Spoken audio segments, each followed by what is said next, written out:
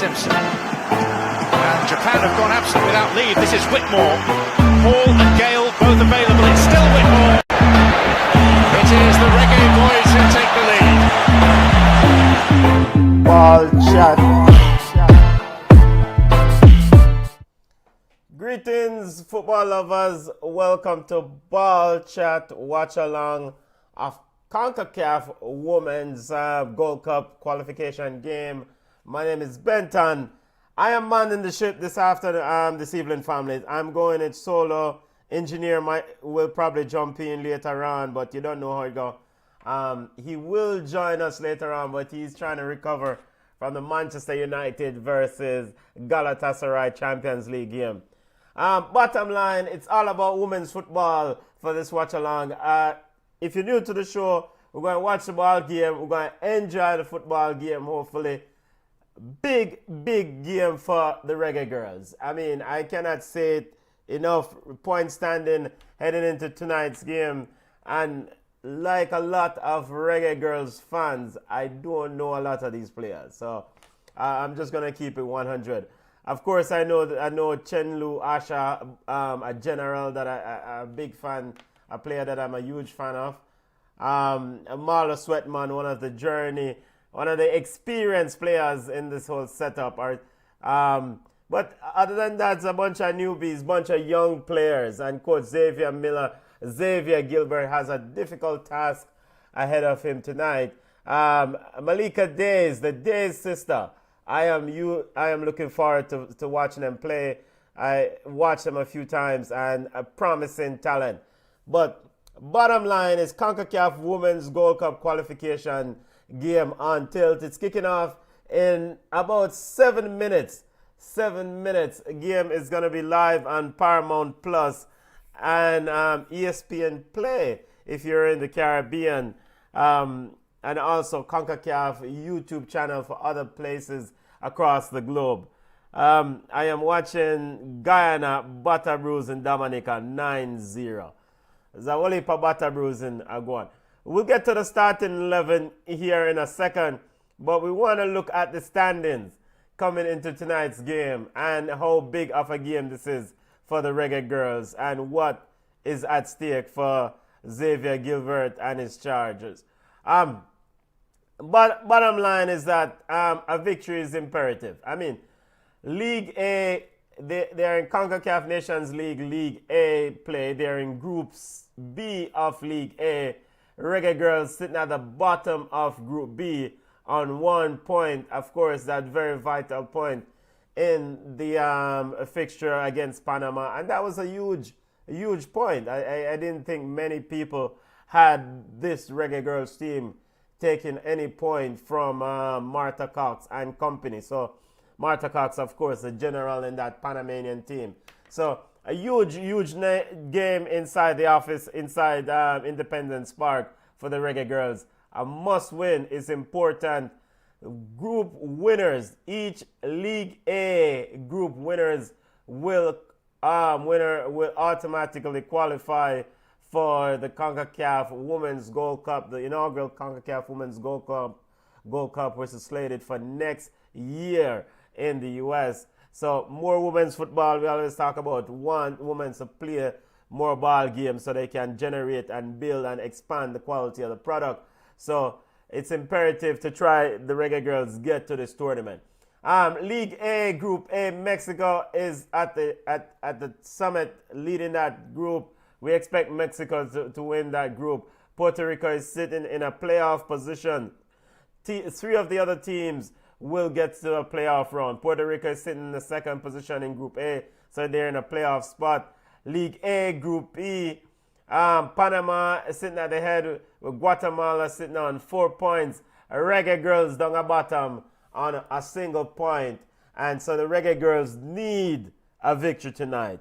A victory is imperative to really kind of secure, at least pushed for the playoff position.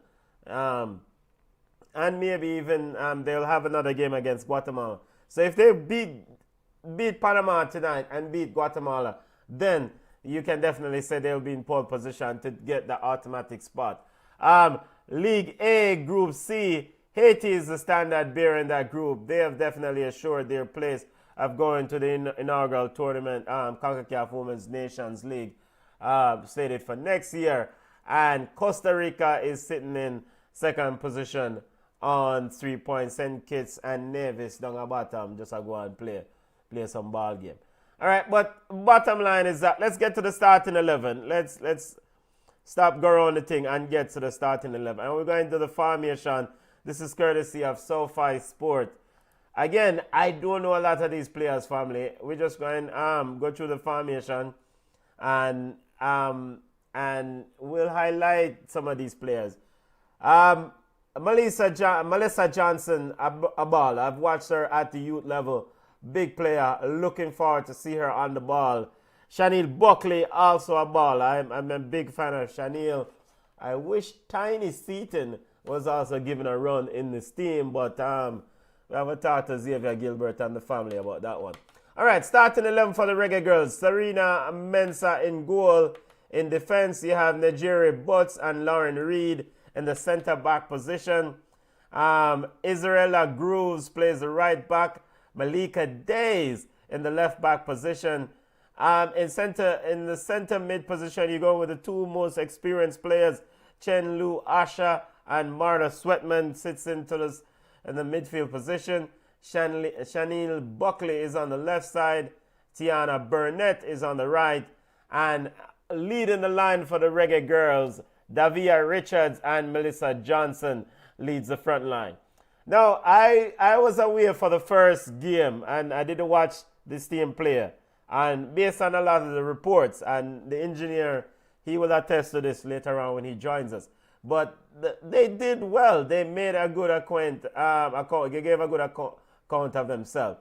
All right, for the Panamanian team, Yannick Bailey, general in goal, very good goalkeeper. We don't know Yannick Bailey her standard is up.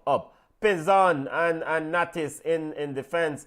Natis and Pizon, veterans, physical players. Beltrap Reyes is on the left side. Hilary Jan is on the right. Kenia Arangel and Marta Cox sits in midfield. Natalia Mills and Aldrich Quintero runs out the midfielders. Riley Tanner, Carmen Montenegro rounds out the starting 11.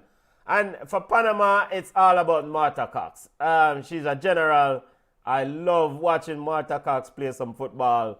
Of course, she scored that excellent goal in the World Cup against France from way downtown. So I'm looking forward to see how Marta Cox and Panama acquaint themselves against the Reggaegirlz, against a young Reggaegirlz team. So we can't, bottom line for the Reggaegirlz family, it's a difficult the situation. Again, we all know, we are all pretty much well aware of the whole scenario about the missing A squad.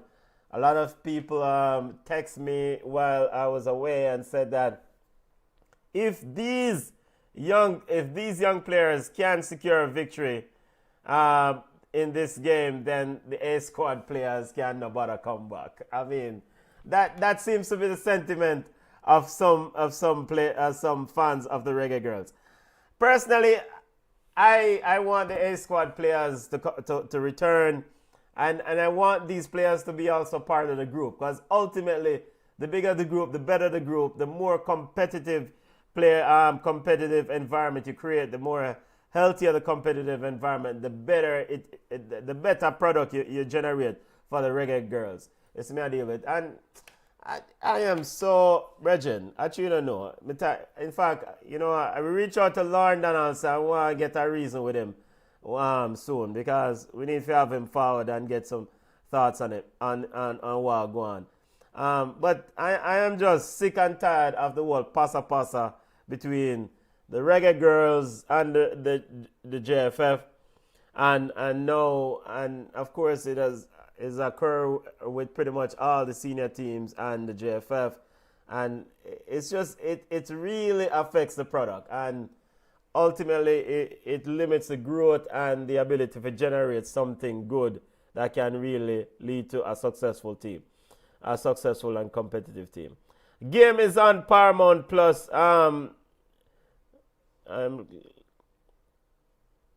Stream. If you have Paramount Plus, you can check it out.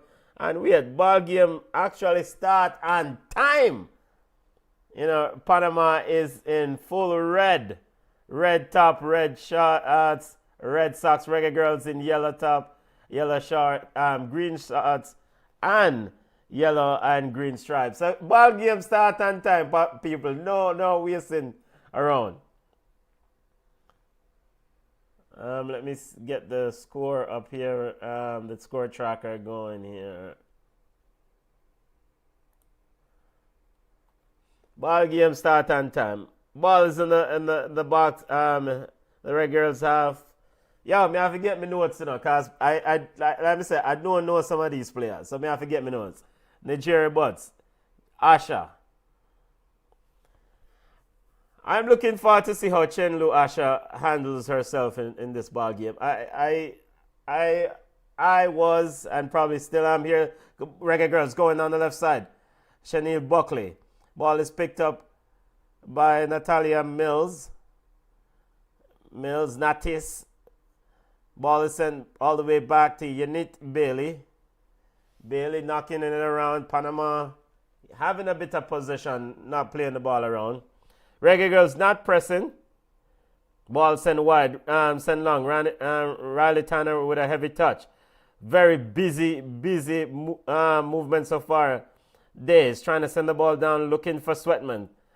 Johnson. Ball is set wide. And Reggaegirlz, ball is out for offside position and out for... Again, what's at stake for the Reggaegirlz family? Reggaegirlz sitting in last place, round back in this group. It's imperative to get 3 points in this ball game tonight. Imperative to get 3 points. No long talking. It's a must. 3 points is a must. And it seems like the team has definitely come out with a level of intensity. I mean, they're definitely come out with some level of urgency to try to secure these 3 points.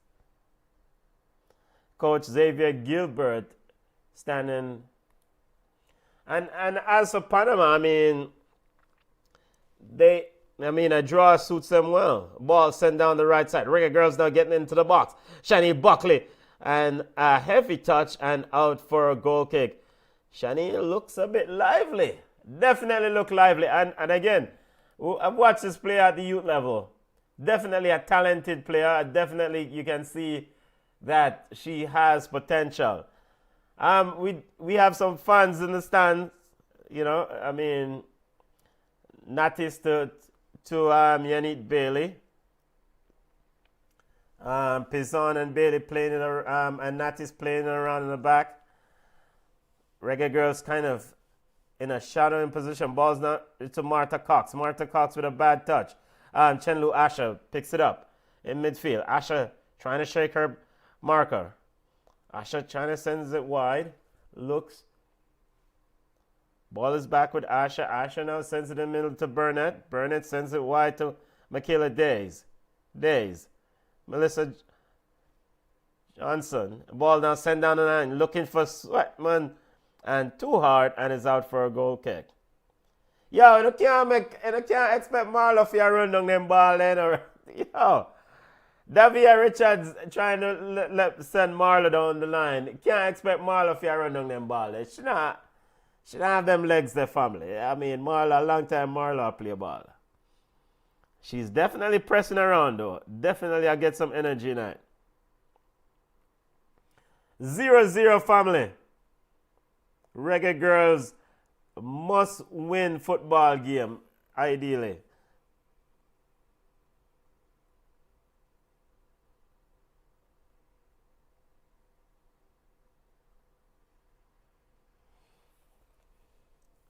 Natis heads out. Davia Richards. It seems like the Reggaegirlz central focus of attack is to try to send the ball to Richards. Davia Richards down the left side and have her go at the right back. Ball is sent long by Panama. Riley Tanner battling with Tiana Burnett. Stepping up is Panama. Panama comes away on an attack, looking to send Tanner, and overhits and into the arms. Goalkeeper Mensah quickly out.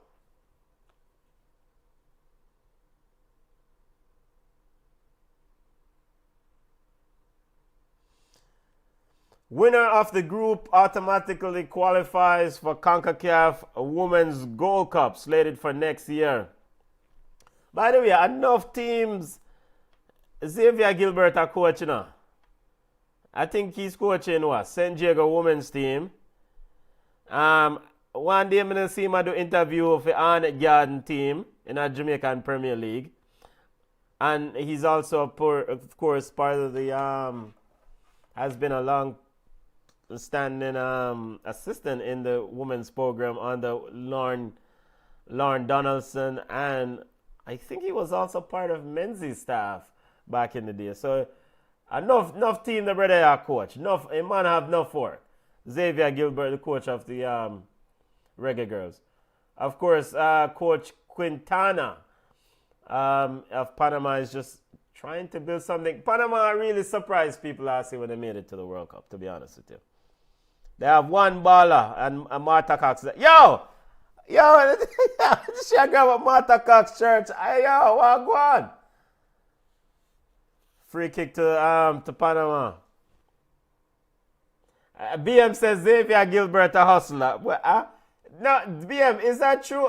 I swear I saw him doing an interview recently as for coaching Arnett Garden in a game. I watched a JPL game and it was Arnett, and I swear it was Gilbert was there doing the coach. So the man, how many jobs him have, brother? Ball set long. Melissa Johnson and Davia Richards is foul. Yo, Pizan is a big. Yes, he coaches Arnett. All right, thank you. Because on other documents, Arnett Garden coach is listed as somebody else, not him. But see him, I see I do the work, and of course he coaches Excelsior's women's team, not San Diego. I did say San Diego earlier. Excelsior's women's team. Big up to my friend Gadish, who coaches Excelsior's women's team, who coaches San Diego's women's team. Big up Gadish. Ball is with Bailey. Bailey sends it wide to Mills. Big game. Reggaegirlz definitely start out with some energy. And I will say there are a few people in the bleachers. I mean, that is definitely more people than the Reggae Boys got for the that Saturday morning game in the bleachers. Definitely more people. Because that Saturday morning game against Canada, we didn't have nobody nice down. Here comes the Reggaegirlz behind the fence. Reggaegirlz and across. They couldn't get very good chance. The Reggaegirlz. Davia Richards could not get there. Melissa Johnson again. Yo, Melissa Johnson is a live wire, you know. She late, well, probably a little bit out. So what Davia Richards are showing herself for though? Maybe should have shoot instead of taking that cross. Reggaegirlz knocking on the door though. Definitely knocking on the door.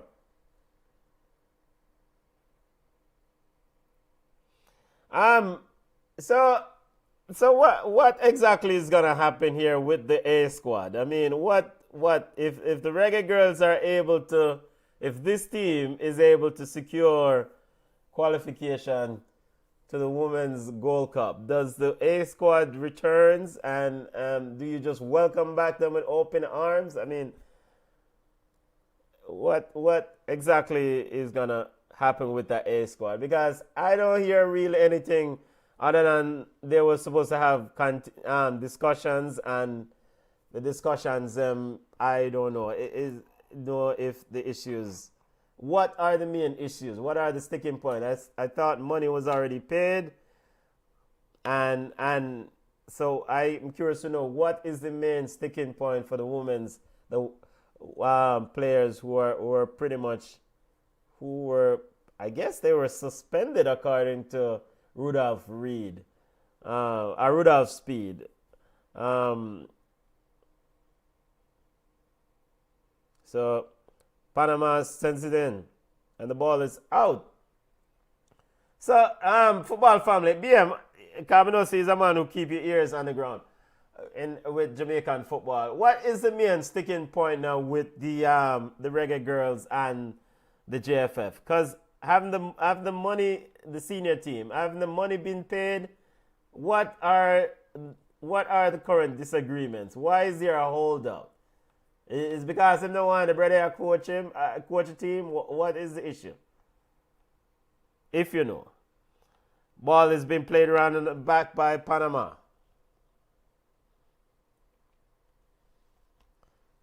Like, yo, people, big up to all the listeners. If you're new, we're doing a watch along. We're going to do some Champions League update at some point at halftime. This is the Reggaegirlz versus Panama, CONCACAF Nations League, CONCACAF Women's Gold Cup qualifying action, and the inaugural CONCACAF Women's Nations League League A Group B matchup. Reggaegirlz currently sitting at the bottom of Group B League A.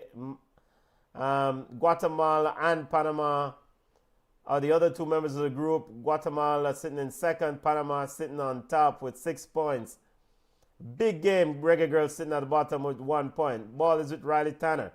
Tanner, get a bit of pressure there.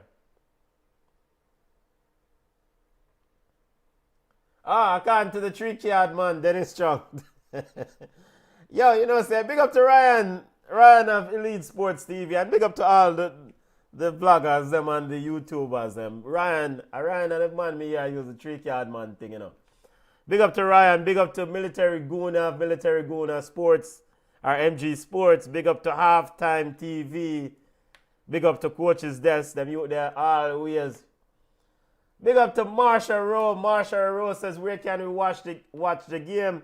You can watch the game on Paramount Plus. If you're in the US, if you're there yard, you can watch it on ESPN Play, Caribbean. Anywhere else, you can check it out on CONCACAF YouTube channel. I will see if I can find CONCACAF YouTube international channel link and drop it in the chat for your family.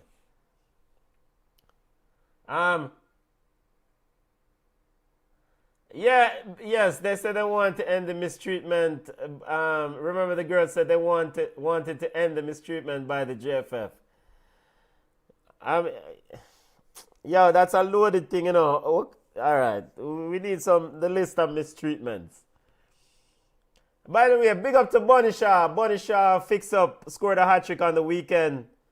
And Bunny Shaw's hat-trick, them kicked 7 past Jamaica's fancy goalkeeper Rebecca Spencer. Big up. Here comes Riley Tanner for Panama, driving out the Reggaegirlz defense. Ball is cut out. Reggaegirlz pushing Mills. Panama Mills picks it up. Looking for Natis. Natis finds Mills. Martha Cox is asking for it. Ball sent wide. Panama looking for a cross into the box and into the arms of goalkeeper Mensah. What are the list of mistreatments that the Reggaegirlz wants to end, BM? Because we never check your letter, Ball is sent long. All right, so football family, we're seeing something very interesting here. The Reggaegirlz started very, very fast, and now Panama has gotten into the game and are very fast is a stretch. They started fast, and Panama is pretty much so it's an even balance display currently. And I get the idea, Coach Gilbert wants to try to get a goal early and just make this team a little less nervous. Of course, it's a young team. Chenlu Asha with a Asha work. Asha give it the ball for. Here comes Cox. Asha did such good work and then immediately gave away the ball. Martha Cox with a team effort from way downtown. And that's the beauty about Chen Lu Asha. She will do some amazing things and some wonderful things. And then in the CMV, she turned around and did trippiness 2 seconds later. Just calm down now. I think she has a lot of potential. But sometimes there's that rush of blood and or that urgency, and then she just, come like some of my baller them play with us on the daytime.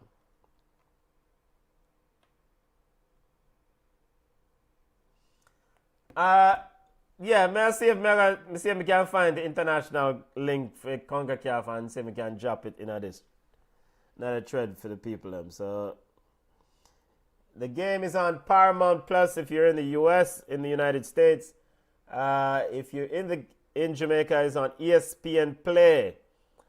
Other locations you can check out CONCACAF YouTube channel.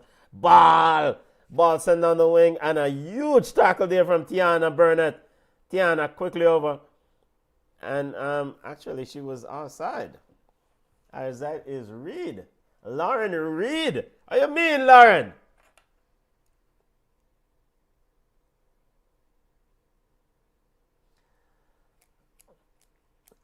All right.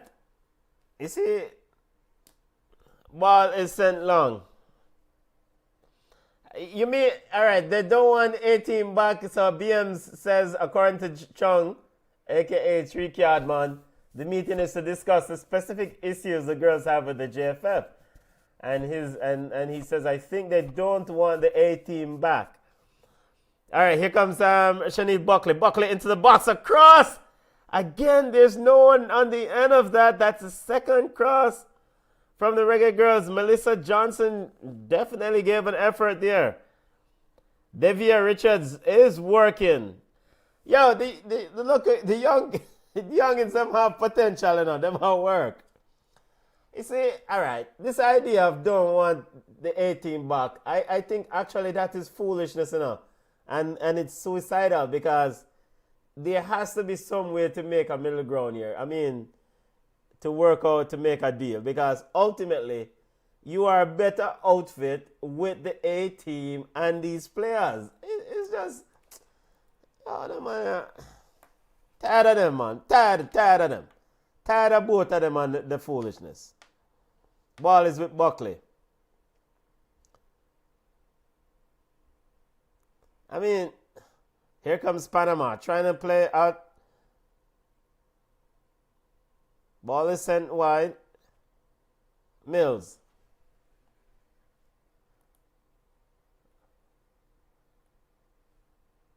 Reggaegirlz definitely have the better opportunity so far. Asher sends it wide. And so what you can see what the Reggaegirlz are looking to do, they're looking to get those wingers wide, and there was a shot by the Reggaegirlz. I'm going to beat Yannick Bailey from Dessa. Now I'm going to beat Yannick Bailey from Dessa Groves. Israel, good try, but you're not going to beat Yannick Bailey from Dessa. I insult that. Yeah, the Reggaegirlz' objective is to push Davia Richards and Chanel Buckley far up the field. They're essentially as wingers. Melissa Johnson is down the middle. And Chanel Buckley is supposed to get behind the right and get behind the left back and supply Melissa Johnson. And I mean, they've done good job so far. I mean, they've created 2 chances, and maybe another striker, a.k.a. Bonnie Shaw, or Kayla McKenna. Here comes Panama getting into the box. A sliding tackle there from Mikhail Days. Save the day. Hold your nerves, Mikhail. And the ball is out for a throw. Malika Days. Sliding tackle there from Malika Days. BM says they are hoping the current team can make the Gold Cup. They feel the A team has too much power. All right, you see, that is the same, and I get that sentiment from the JFF hierarchy. But what is to prevent the other team from having the same issue later on? This team met the Gold Cup and then them get powerful. Then you're back at the same foolishness again. Because, I mean, if the A team is looking to try to use its power to improve the treatment and the conditions, then it'll work with the thing and just improve the thing and done. The more the team win, the more money for all of them. And whosoever love money and want money and in a scamming and want get money. I mean, that's Martha Cox with a shot with a free kick from outside. So we have to watch the space now. Men's have to watch ourselves. 21 minutes in, Martha Cox scored something very special from this location in the World Cup. So men's have to watch ourselves. And she did try and a ricochet of a Reggaegirl out for a corner. Yeah, man, this too much power. I don't Pitney I deal with but too much power. The problem is that JFF for them have too much power. Corner kick to the to Panama. Martha Cox sends it in, and goalkeeper Mensah quickly recovers after spilling. Football family, hey, remember yourself to like and subscribe, wherever you're watching us, and share the thing, Ball is all the way back with goalkeeper Yannick Bailey in goal for Panama. Captain shows for Panama. She's always made herself available. That is Captain Mills Quintero coming around to give her option. Pizon and Natis playing it around at the back. Reggaegirlz. Now ball is with Quintero. Quintero turns. Finds Natis. Natis stepping up. Looking long. Looking to play Riley Tanner. And the ball is into goalkeeper Mensah. Exactly the common denominator is the JFF. If the current team starts to have issues with the JFF, what's going to happen? Call up a new squad again? Big up Alex Bernard. Need to see the match. The match is on Paramount Plus, family. Paramount Plus, CONCACAF YouTube channel.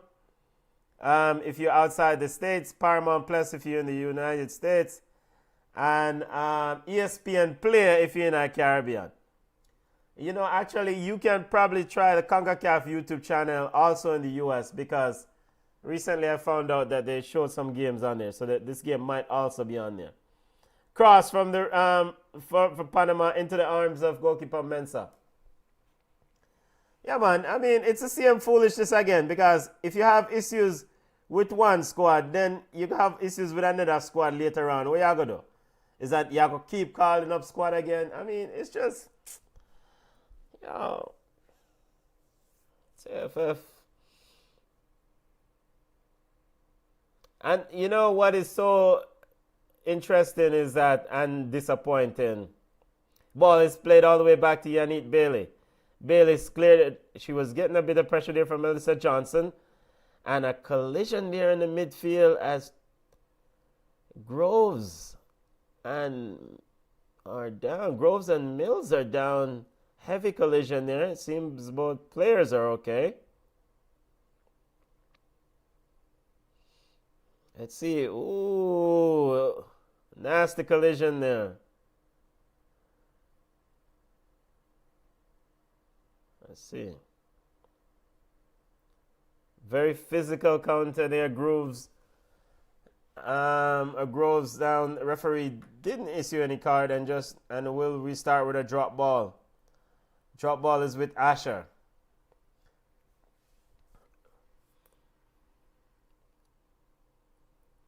And all right, and for those of us who said that this team is doing well, they are doing well, and that's good. It's good to see them do well, but they're doing well against Panama. And Panama, even though they have made the World Cup, Panama is one of the lower teams in this women's football space in CONCACAF, right? So you have USA, Canada, the standard bearer. You have Jamaica, who's supposed to be the number 3 team. And then you have Panama and, Mexico. Puerto Rico is playing quite well. Costa Rica and the likes. But even if you qualify to the Gold Cup, inaugural CONCACAF Women's Gold Cup, and you take this team to the CONCACAF Women's Gold Cup, this young team, we are look for sponsors. I go support this team, brother. Come on, man. Yeah, man. Alex Bernard, big up yourself. Shaniel Buckley, my little cousin. Yeah, man. She can play. Definitely talented player. And that's the thing. is that some of these players, they have so much talent. You would like them to see in an environment where they can be nurtured, they can learn from the senior players, they can build the experience rather than be pushed or forced in to come fight JFF Buckle. Because pretty much that are going right. So. Yeah, BM says, aside from the no fear baller, Panama is a bug side. Yes, the no fear baller, Martha Cox, she's the straw that stirs that drink. She's definitely the general. Still 0-0. Still 0-0. And again, the Reggaegirlz sitting at the bottom of the table. We need to win this ball game. Ultimately, the Reggaegirlz need to win this ball game. Panama sitting on 6 points, leading the group. Guatemala on 4 points. Winner of the group automatically qualifies for the inaugural CONCACAF Women's Gold Cup action slated for next year. Runners-up goes into a playoff to try to qualify for the tournament. So this is a big, big test for the Reggaegirlz. They need to find a way to win this ball game. Malika Days to Sweatman.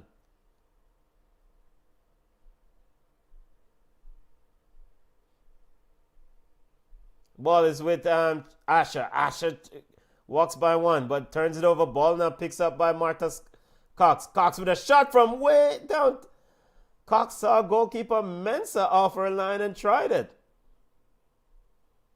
And that is Martha Cox. She does not have... Alex Bernard said we are going to win by a Bob Marley. One love. Yeah. Anything. One love will do it. They're definitely playing well, though. Definitely playing well. Ball is with Martha Cox. Cox, look at the play. Tanner behind Mensah. And Mensah with a big save. Goalkeeper Mensah, Tanner couldn't get onto it. Martha Cox tried to release her. So ultimately, I think Asha's responsibility in this Reggaegirlz team, is to try to nullify Martha Cox.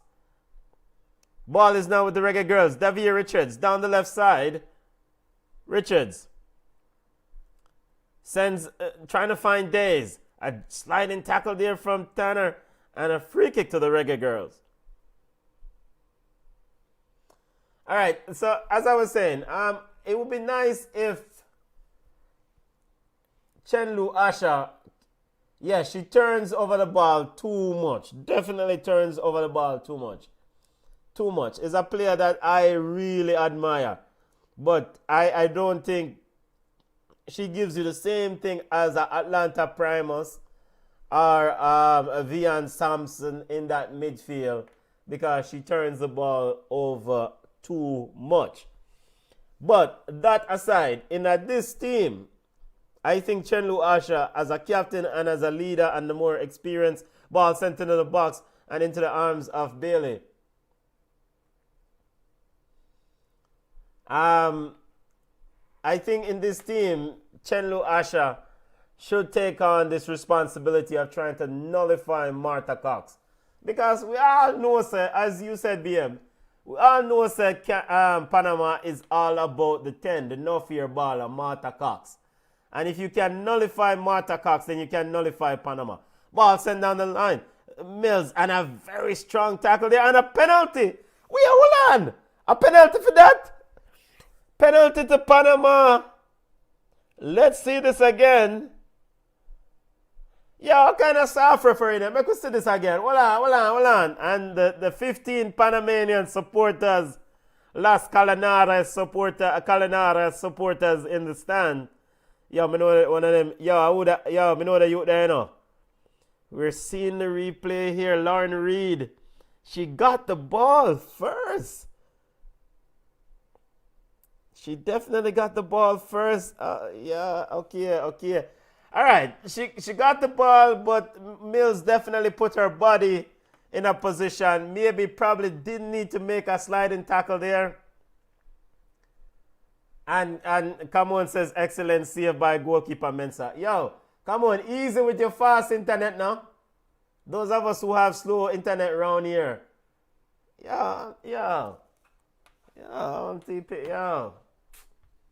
Yeah. I think we have about 16 Panamanian fans in the stands.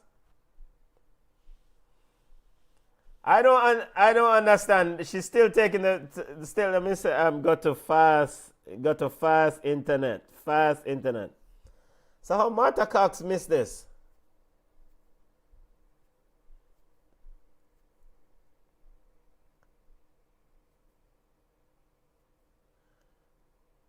So wait, you know what? Come on, yeah, mad me now. Come on, I talk about excellent save by our goalie. I thought you meant the penalty. Oh, my bad. Yeah, penalty score, family. I 1-0. Yo, my bad. I am so sorry. I thought when come on to excellent save by our goalie, I thought she meant the goalkeeper saved the penalty, but the penalty just scored. Martha Cox scored the penalty. 1-0 Panama.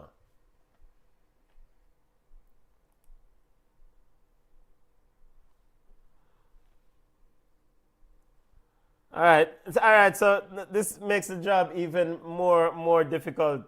Lauren Reed is the one who gave out. I mean, it's a no nonsense defender still. She definitely put something on Mills leading the line for Panama.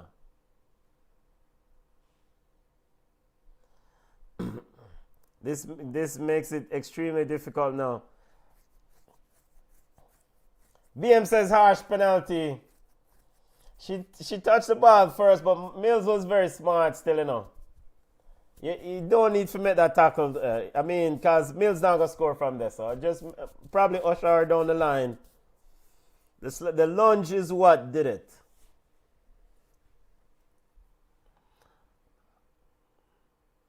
So, all right. So, wait. So, if the JFF is hoping that this team qualifies for the Gold Cup and them can essentially rip off the A-team stripe because the badge are, bogus badge or whatever, the Gangali tune. If them try rip off the A-team badge, A-team's badge, then, so, if this team fails to qualify for this tournament, then what next? What's the backup plan? Them are going to sit down and work something out with the A-team? Because there's no way Jamaica is supposed to struggle to qualify for CONCACAF inaugural Women's Gold Cup. The third best team in a CONCACAF should not be struggling to qualify for the tournament. Yo, Michael Ricketts. Mr. Michael Ricketts, what they Canada attack some things. So,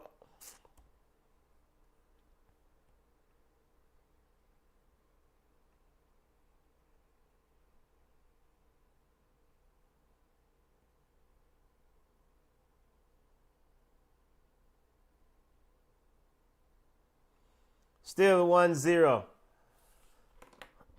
I mean, it's a tall ask for really put these young players figure. I mean, you play against a very veteran, a very experienced Panamanian team. Some of these players were at were in the 2019 penalty pasa with the Reggaegirlz, as Reggaegirlz defeated them to qualify for the World Cup for the first time. So it's a tough ask for put Pitney and carry such young players who are so talented, to send them to go try to beat experienced players to make it. It's just, I'm thinking I just set up my blood pressure. One bunch of ego destroy this campaign. Yeah, it's just tired, man. Tired foolishness. Yo, people, my stream freeze now. Did anybody else stream freeze? Because coming like Paramount Plus are going out with something at night, yeah. Reload again. Yeah, I mean, this a big woman football. I mean, play against Yannick Bailey was the goalkeeper in the 2019 World Cup qualification, who was outstanding for Panama. And then Martha Cox is a general. You can't carry Pitney. It's like you give Pitney basket to carry water. So then the question is like, if JFF is not going to change, why can't JFF's leadership change? Why we just all right with the regulars? If Michael Ricketts and his administration are so bad, then we can't find nobody else who can lead.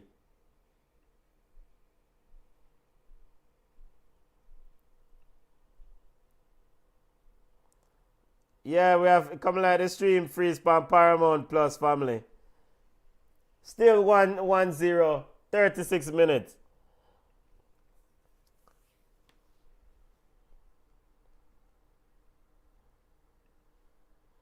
How do I reload and see what I go on? Game is on Paramount Plus if you're in the US. It's also on ESPN Play in the Caribbean or in Jamaica. And it's on CONCACAF YouTube channel. CONCACAF YouTube channel. Alright, yeah man, the stream I run now. Stream definitely I run again.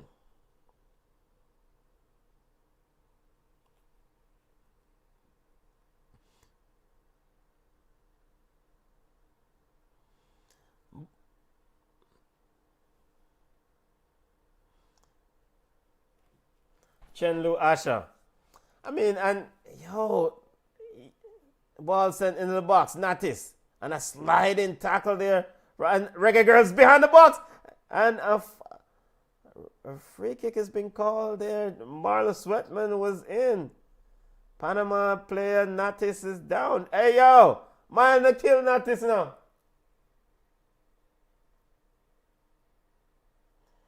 Yeah, the BM says the way the Constitution, the JFF Constitution, I guess is the charter is set up. It's very difficult for outsiders to get in and make changes.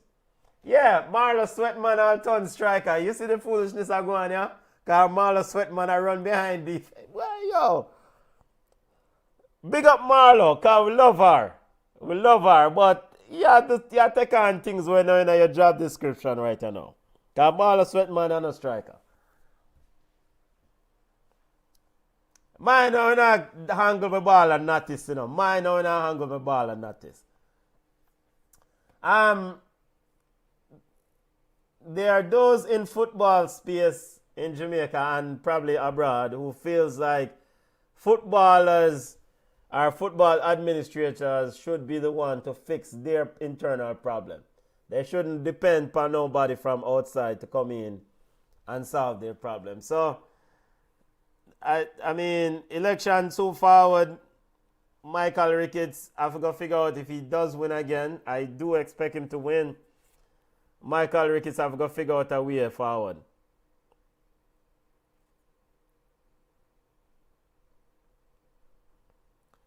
We have a breaking play here as Natis is back down. I guess definitely a strong tackle on Natis.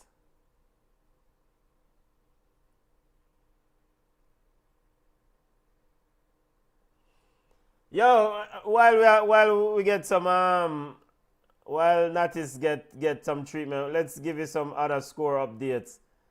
In today's CONCACAF Nations League. Boy, Guyana Butter Bros Dominica 9-0. I did watch a part of the game. Xavier Gilbert calling his charges over. Nice little crowd. By the way, the people that have to pay for going to the stadium.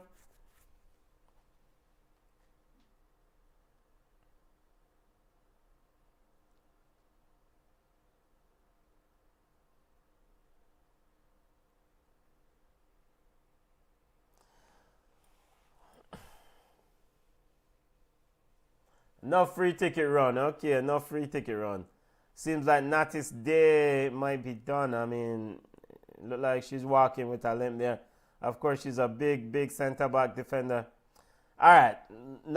She's a very important defender for the team. Natis and Pinzon. You know, that important pair back there.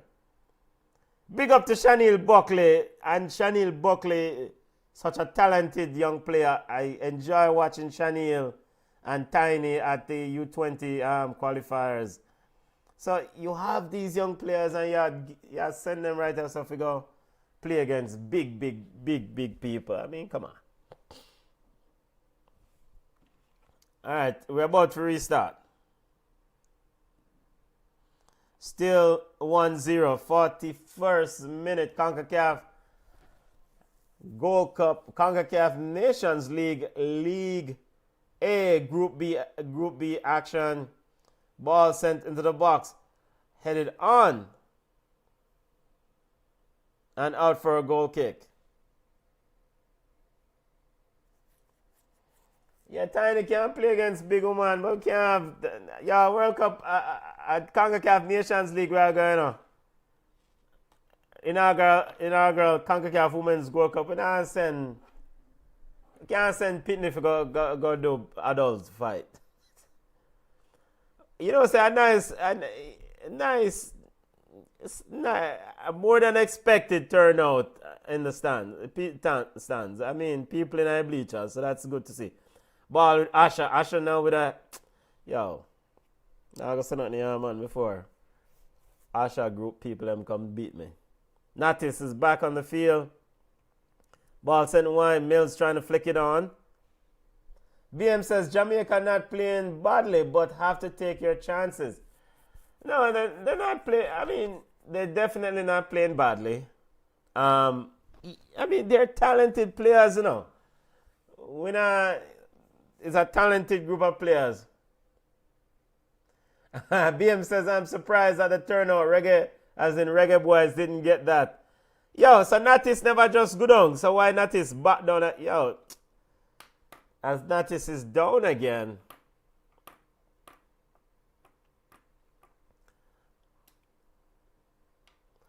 Reggaegirlz. So if Reggaegirlz don't get anything from this game, a point at least is very important. Because then you can go in the game against Guatemala and beat Guatemala and try to get in that second position. All right? So it's important to at least get a point out of this football game. Seems like Natis Day is done. Quintana is getting ready, a sub. Yeah, man, she a play. You see all them foolishness, you know. I'm gonna start my mind, you know. All right, how Chenlo has to be captain aside? Make we honest. She not play like a big baller, and she a captain aside. Does that even make sense? What does the captain bring to the team?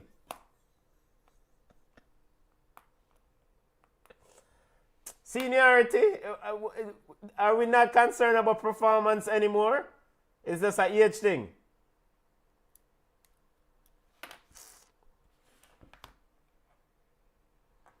I don't know which one. I don't know which one better. You know, say Marlo runs, so she a striker. I mean, I understand that you want to have some experience in the team. It's a young group, I understand that. But at the end of the day, all right, you experienced players should also separate or stand out from the Pitney them. BM says, by the way, Marlo is my future wife. Does Marlo know this? Yo, does Marlo know this? Yeah, hey. At least the senior players supposed to stand out, separate from the Pitney them. Come on.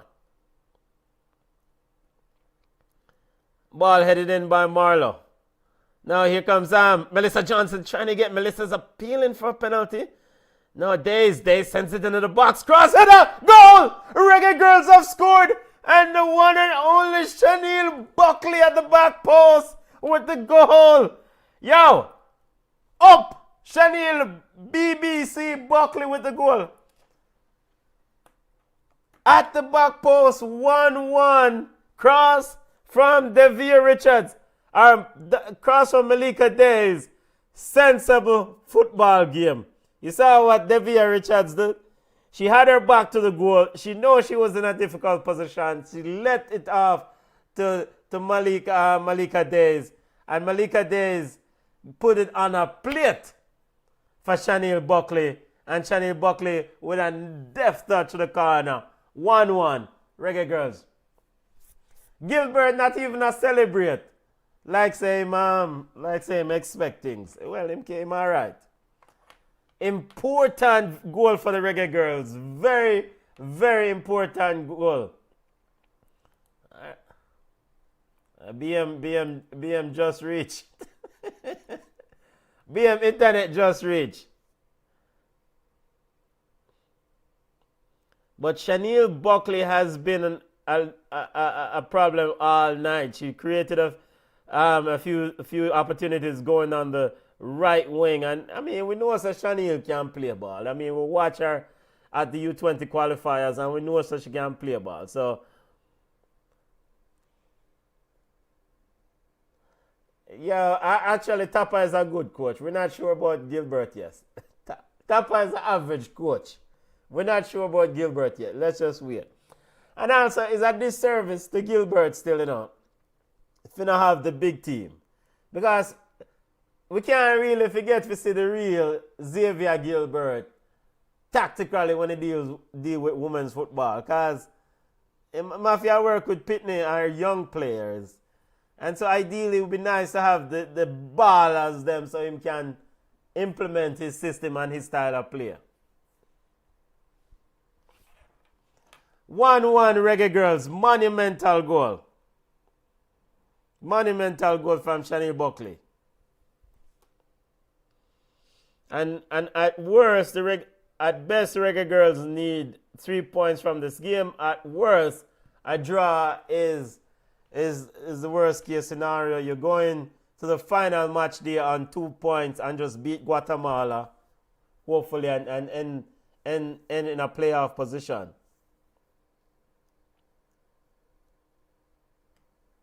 If the Reggaegirlz are able to win this game, then they definitely can put themselves with a chance to automatically qualify. Because they will have to play Guatemala again. That will put them on 4 points tonight if they can get the 3 points. And a victory over Guatemala will give them 7 points.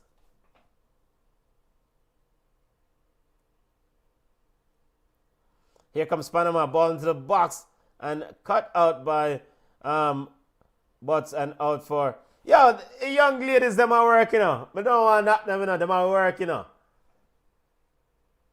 But I pity them still. We don't want Xavier Gilbert asking the official what's the time. Corner kick to Panama.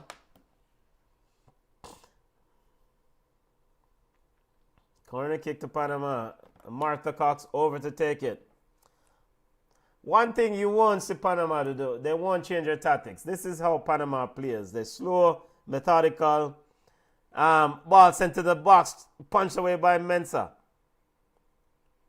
And I think from Panama, I mean, it's a program that is growing. And Martha Cox, of course, ball is out for a throw.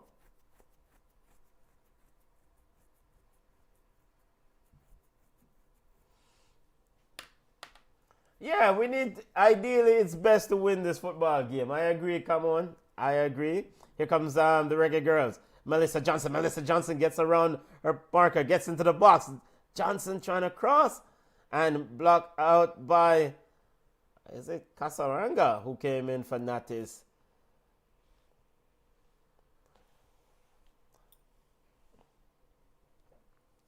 Pins on, corner kick to the Reggaegirlz. Asher is over to take it. We're in the 5th minute of added time.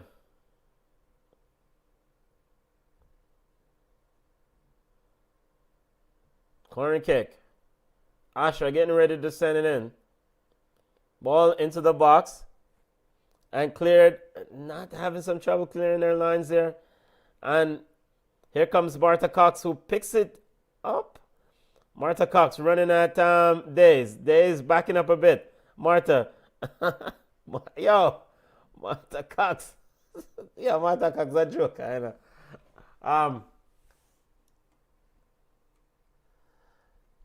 1-1 at the half. Yo, Reggaegirlz it's not doom and gloom.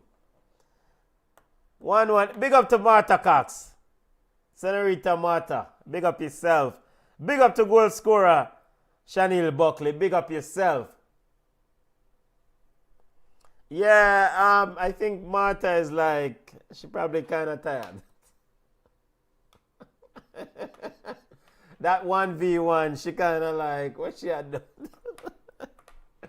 All right, football family. Again, we're going to go through do some other football roundup and touch some other football news in the day. And as we go to the halftime break, Champions League football, we're going to discuss right now and get the family thoughts on what happened in Champions League football today.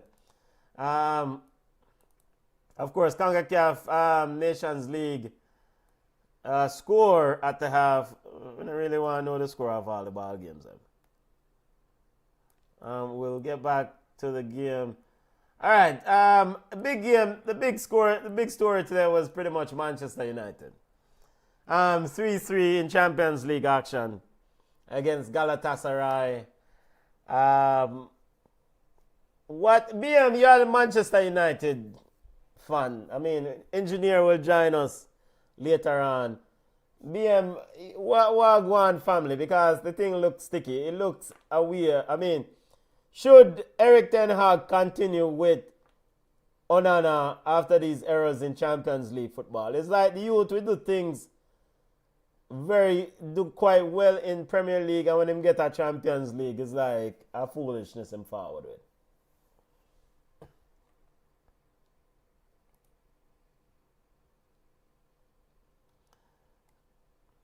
Ras Guna United get mashed up. Hey people, you see all like people who want to beat United, want telling them saying, God go with it, if United ever reclaim its superiority on top of the world, of world football, God go with it, because I know some brethren who support, some people support Manchester United, and them are pray for that day when Man United can reign supreme again. I know them are pray. But the team, I mean, to have such a lead, and we've seen it time and time again, how having a lead with Manchester United in Champions League this season is just not secure. Onana gave up the most goals in Champions League this year. 14 goals. I mean, the free kick is just the free kick was Ziyech score. It just doesn't make any sense. So I have no idea what I'll go on with Manchester United and this brother. Ras Guna says, Ferguson was lucky. Definitely. I mean, it makes no sense. Ty Gill said, me seriously stress out I watch. Are we gonna get the real team back? As in the Reggaegirlz team. Good question, family. Right now, Ty, I think this is a power play. I'm hoping that the real team will return.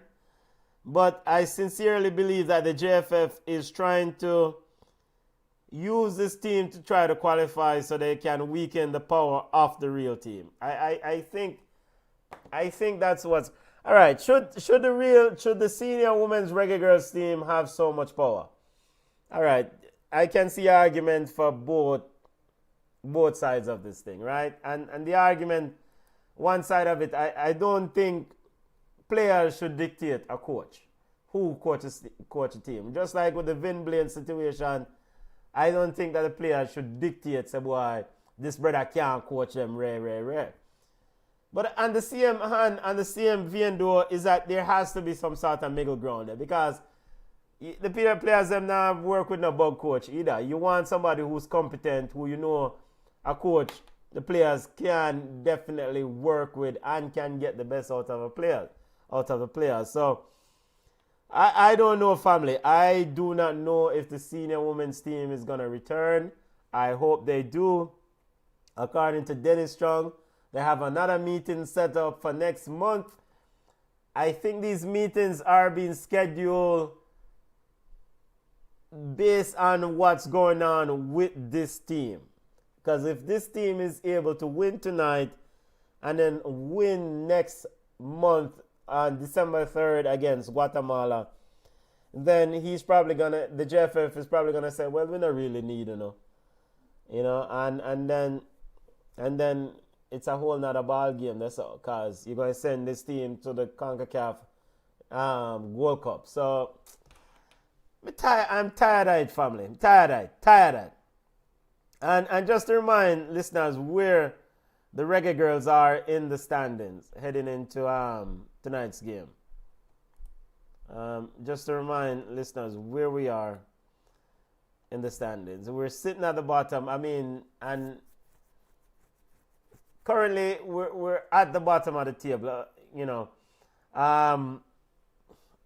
We need to play tonight, and we need to play Guatemala. We have another game against Guatemala on December 3rd. And so the top team automatically qualifies for the first CONCACAF Nations League tournament. So we need this victory tonight. If we don't get the victory tonight, we at least need a point. Because if you need a point, you get a point, then you go to the game against Guatemala sitting on 2 points. You beat Guatemala, then you jump into that second position.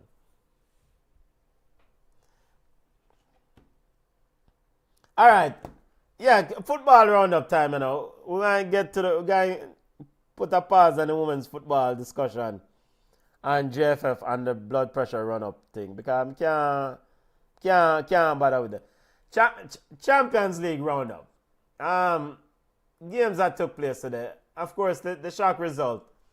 Galatasaray 3, Manchester United 3. Real Madrid defeated Napoli 4-2. Arsenal butter bruise Lens 6-0. Yo, Arsenal fans. And we're Chelsea fans. How are you feeling about Kai Havertz? Because Kai Havertz scored what year? Score again today. Kai Havertz seems to be fine in his purple patch. So what Chelsea fans them think? Are Arsenal fans happy with the Kai Havertz that they're seeing now? Copenhagen and Bayern Munich 0-0. Benfica Inter 3-3. Sevilla PSV. PSV won that game 3-2. Action yesterday. PSG and Newcastle 1-1. And Dortmund defeated the Rossoneri 3-1. Yo, brother, I don't know what is going on at AC Milan. I have no idea what is going on with AC Milan. And AC Milan is a straight bug side based on how things stack up right now. Straight bug side. All right, standings in Champions League action. Champions League. Group standings. Group A. Bayern Munich and Copenhagen. Bayern Munich gone with it. 13 points. Copenhagen 5 and Galatasaray 5. So come on, Lee, you says no Tyrone, as in no, the players are not returning. The senior squad is never ever coming back. Manchester United down at bottom in Group A. Champions League roundup now. We're at the break. Of CONCACAF Nations League game between Reggaegirlz versus Panama. Game currently 1-1. Goal scorers Marta Cox from the penalty spot and Shanil Buckley. Come on, says never say never. So no, I can't believe that. So wait, hold on. Let me see my email, Mr. Chung. I email the 3-card man right now. I'm sending an email right now to the 3-card man. What do you mean? How come? But I thought the players got their money. They did not get their money. All right. UEFA Champions League standing. Arsenal gone with the group. 12 points. PSV in second. Group B. Real Madrid gone with Group C. Napoli on in second place on 7 points. Group D, Sociedad and Inter battle it out. Sociedad on 11, Inter on 11 points. Yeah, so FIFA took some of the money for taxes. Yeah, the taxes, I think the teams that played in Australia and the Reggaegirlz played most of their games in Australia. The money, there was a nice tax come out of it. And of course, it wasn't taxes. Okay, so, yes, the other money. Oh, yes, now I remember. Yes. It wasn't the taxes stuff. It was FIFA held on a portion of the money that the JFF was supposed to get. I guess the impression that I get is that FIFA take out money that them supposedly hold. I mean, because FIFA can't just hold on to the money. So I presume JFF must have owed FIFA some money or something. Champions League standings. Group E, Atletico Madrid on 11 points, Lazio on 10. Group F, Dortmund and PSG. Dortmund on 10, PSG on 7. Yo, PSG is a very, very puzzling side. Newcastle and Milan sitting on 7 points. We're at the half of CONCACAF Nations League match between Reggaegirlz and Panama League A Group B match. Winner of the group goes on automatically to CONCACAF Nations, CONCACAF Women's Gold Cup slated for next year.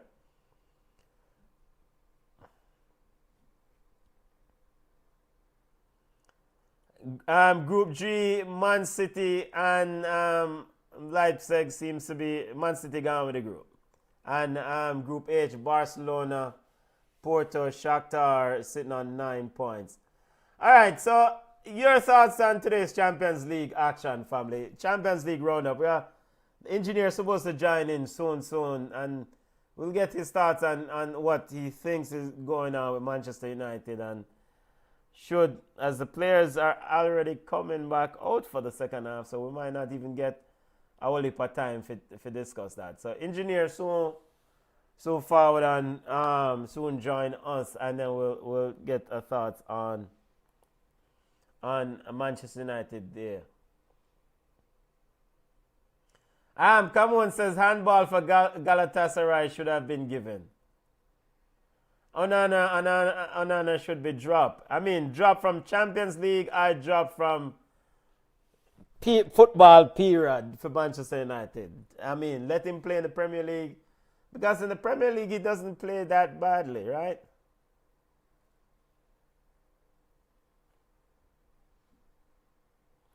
Teams are out, players are back out, warming up. Yo, by the way, people, a nice crowd. Well, I'm not call it a crowd. They are nice and decent turnout inside the National Stadium. This is more people than the Reggae Boys' first leg against Canada at the Saturday morning. I mean, bleachers definitely have people in them. Come on, says cannot be number one Champions League or Premier League. BM says can't believe Manchester United got rid of De Gea for that rubbish goalkeeper. Boy, I don't understand some of the errors, family. It doesn't make any, not even primary school ball game is them type of errors there. No, sir. Not even primary school ball game is them type of errors there. So, I don't understand. Second half action getting ready for kickoff. Reggaegirlz need a goal or a few goals. Win this thing.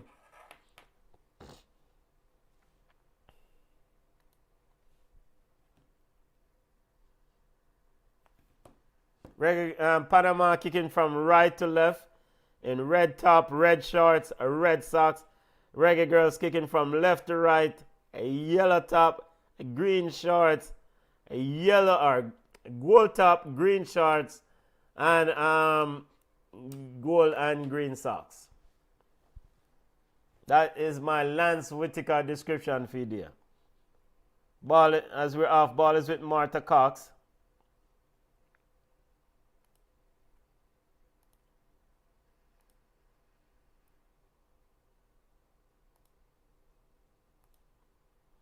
And I'm playing, kicking it around.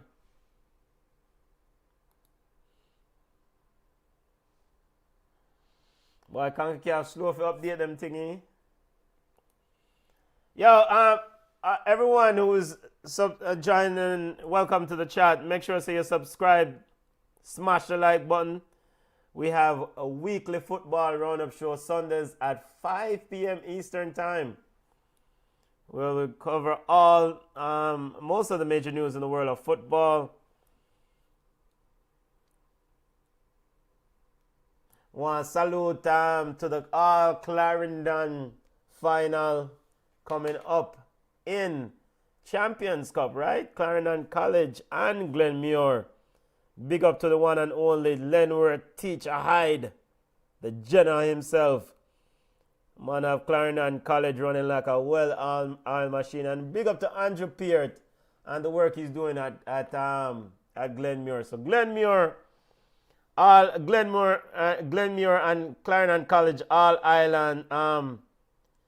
Clarendon Champions Cup final. Ball is out for a goal kick. Big up Nigel Brown. Big up yourself, family. Nigel Brown's a 3. Jamaica versus 1. Yeah, that would be good. Jamaica definitely would have used the 3 points tonight. 3 points tonight.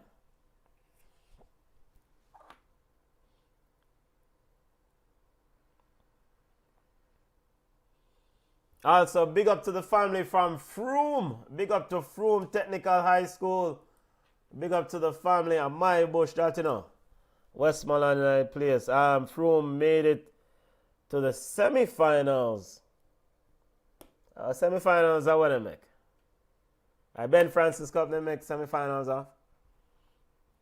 For all things schoolboy football, check out Military or MG Sports TV on YouTube. The man, they give wall-to-wall coverage and live stream of Jamaica schoolboy football. Big up yourself, Military Guna. Big up to Ryan LFC at Elite Sports, who also does watch along. Big up to the man them. Here is Riley Tanner into the box. Cleared out by the Reggaegirlz. Melissa Johnson sends it looking for Shanil Buckley.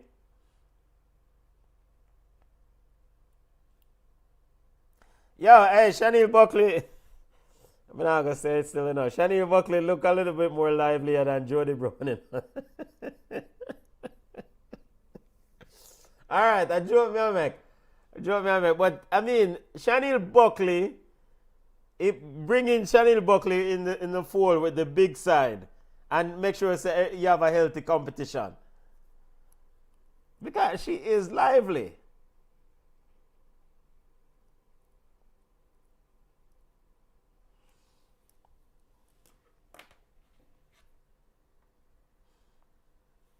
Yo, hey, people, subscribe to the thing, you know. Everybody smash the like button. All heap of people are watching the stream, you know. All heap of people are watching the stream. You can watch the game on Paramount Plus if you're in the U.S. If you're outside the U.S., you can watch it on CONCACAF YouTube channel. Reggaegirlz applying a bit of press. Marla Sweatman applying the press, and it's out for Panama. Pins on, send it out for a throw. Press. Yeah, man, Shanil Buckley is still there, high school. Come on. Wait for come on response there. I think she is.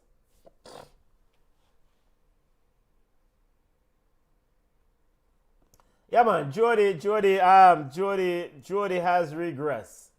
I don't know if it's the NC2A football or either regress or stagnant. Because when she played for Florida State, she played quite well, and she's very impactful when she played for Florida State. I mean, very impactful. Because watch her play for Florida State and she go on with things. But when she plays for Jamaica, is a different animal. Different player. Ball is with Shani Buckley down the right. Buckley sends it inside. Headed out by Pinzon. Tanner. Oh, Excelsior there. Must be Gilbert School. So why? St. Diego couldn't recruit her. And a foul there is called. Riley Tanner was pulled down. Free kick to Panama. Ball is sent long. And it's out for a throw.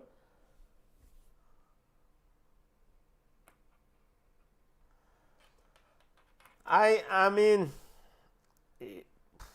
yeah, I don't know if Jody, she probably needs to be in you see how Michelle Demornay was in Reims system in France where she was developed. I think Jody Brown probably needs to in one of those systems, maybe in a PSG or one of those teams. Especially the French women's system, they have a very good developmental system. So something where she can build and play some. I remember I said Bonnie did the Tennessee, University of Tennessee, then she got France and play for what? Bordeaux. And then she matched up Bordeaux. And then she left go Man City. Bordeaux she did there? Or some club in France. So I think it would be nice to see Jody Brown in the French setup so she can get some much needed polishing, you know. By the way, big up to Kanya Plummer. Big up to Kanya Plummer and Tigres, Mexican League champions. Ball into the box now. Riley Tanner. Tanner looking to Panamanian players getting into each other's way there.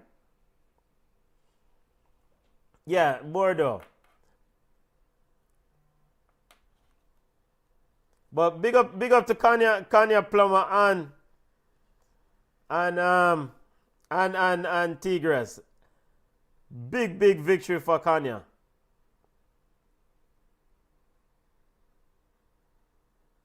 Still 1-1, 52nd minute.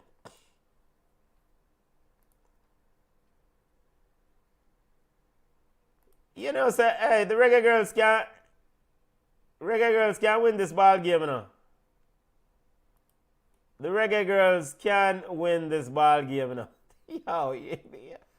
Yo, Reggaegirlz can win this football game.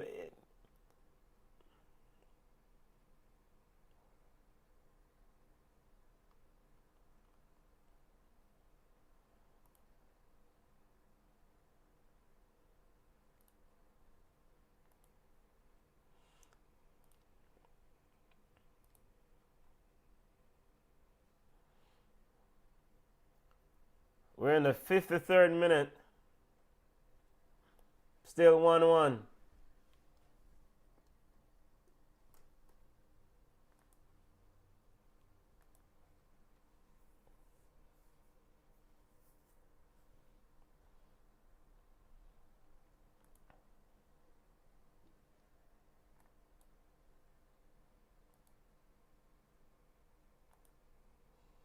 Waiting for the engineer to join the Zoom chat. He's coming. He's jumping on.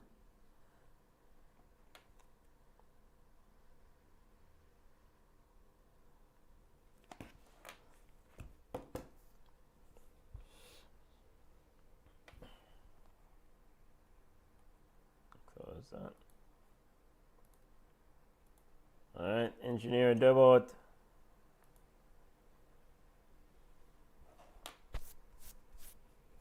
Yo, what go on, General?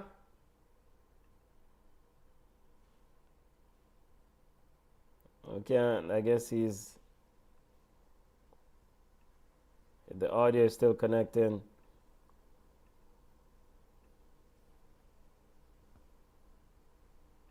Yo.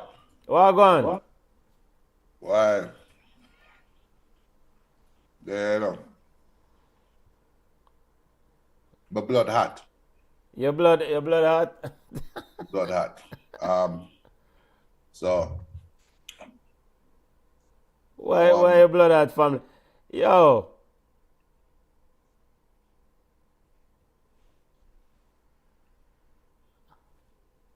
I mean, big up to Kanya and the engineer group for winning that trophy, right? She's a champion, right?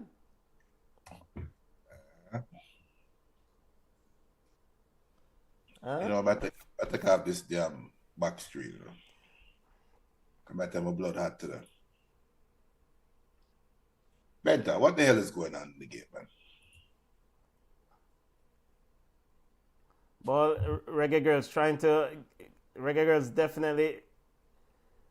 Yo, them can't win this ball game, you know. Should win the ball game.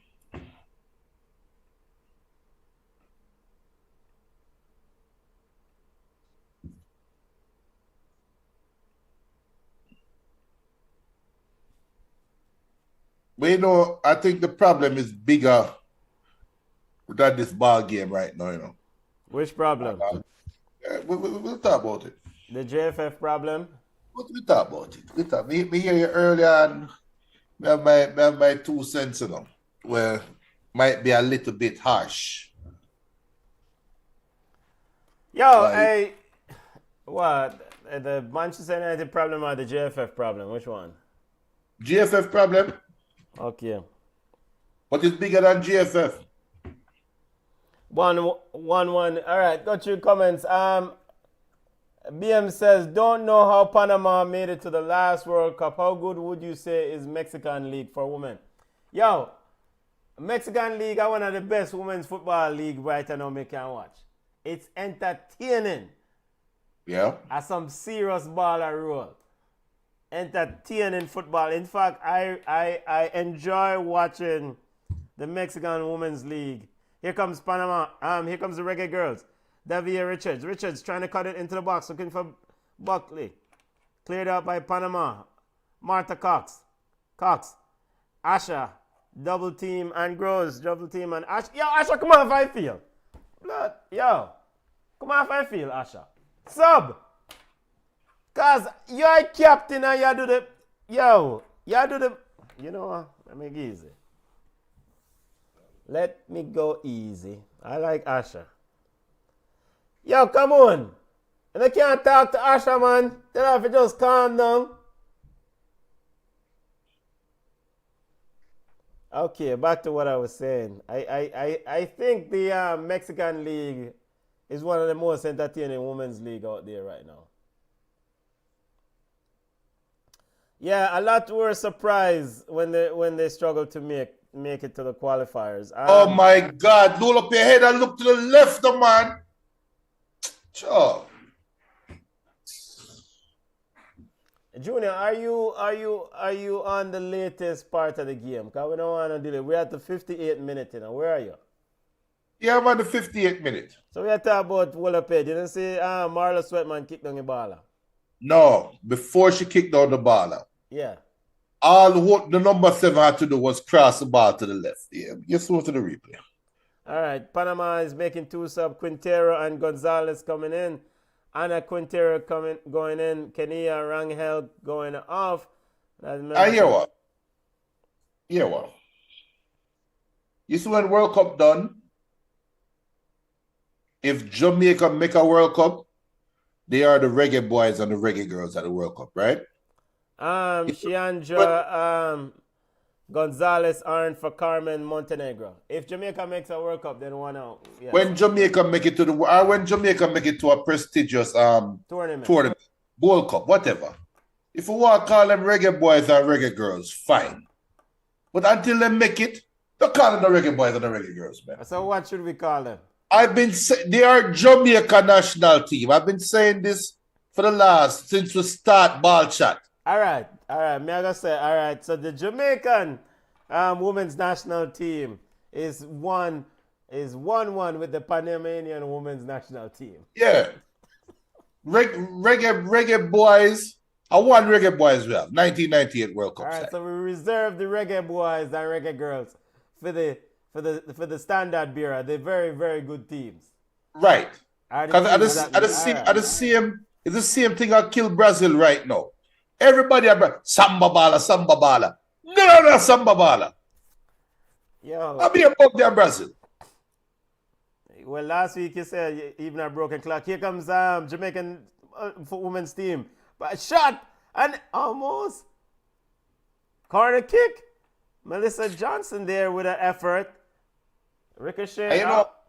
Corner kick to the Jamaican women's national team. Formerly known as the Reggaegirlz. The great Robert Nesta Marley ever sang. Bob sing it? Yeah, Bob sing it. Who the cap fit? Let them wear it. Corner kick for the Jamaican women's team. Asher. I'm soon telling the wife I said who the cap fit. Sends it in. Headed on. And a shot. And it's over the crossbar. Good try. Vinicius is a sample baller. Or a samba baller. Come on, says, wait, a band that a player, of course. You know, it's a band. Nice. Wait, hold on. Who said Vinicius? Let me say who typed that crap. BM. Oh, stop your foolishness, BM. Look at a samba baller. What has Vinicius done to be put in the same breath of Ronaldinho, Ronaldo, Romario, Zico? Them they're samba baller. Come on, man.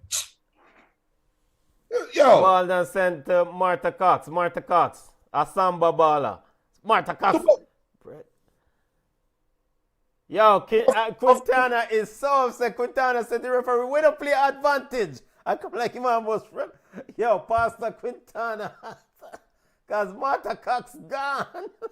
Hey, real, like, if the pastor for real? Yeah, pastor. Eh? Eh? Is my pastor for real? Yeah, I have no idea, but he does dress like a pastor. Ball He looks like our Baptist pastor. Yo, people, remember to smash the like button. Remember to subscribe to the channel. CONCACAF Women's Nations League A Group B matchup between Jamaica and Panama. Marla Sweatman trying to... Junior, could you use Marla Sweatman as a number 9 in this team? I don't know why the hell she have a number 9. So here we are.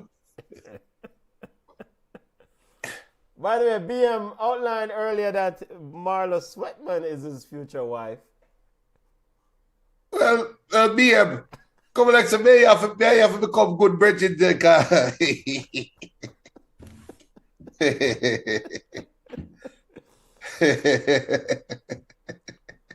Well, well, now cleared. But also, it's a decent turnout. I mean, you have some people in our bleachers.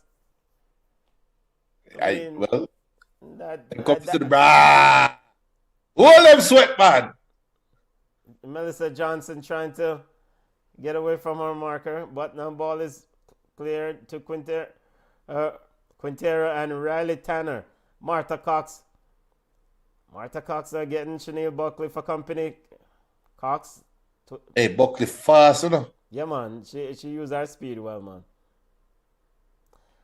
Actually, I think Chanel Buckley will compete with Jody Brown wings position. You bring both of them in and make them... And then, yeah, but blood at already, man. You know what? Just people hang around.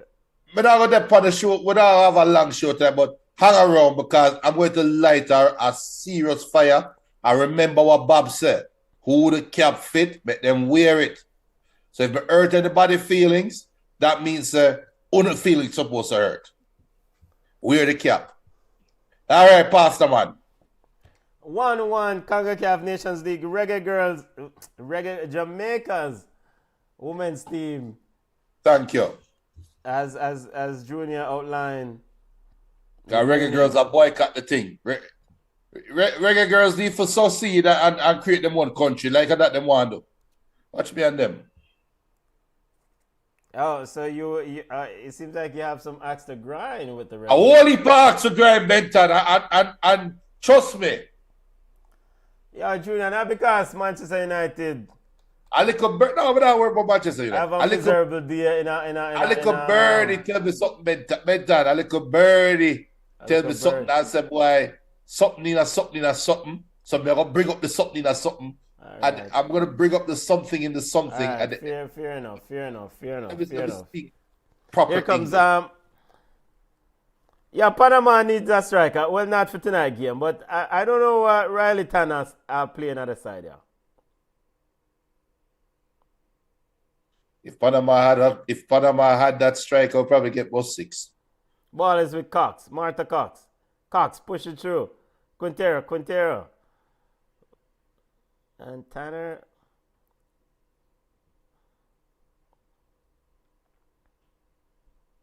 Sends it long.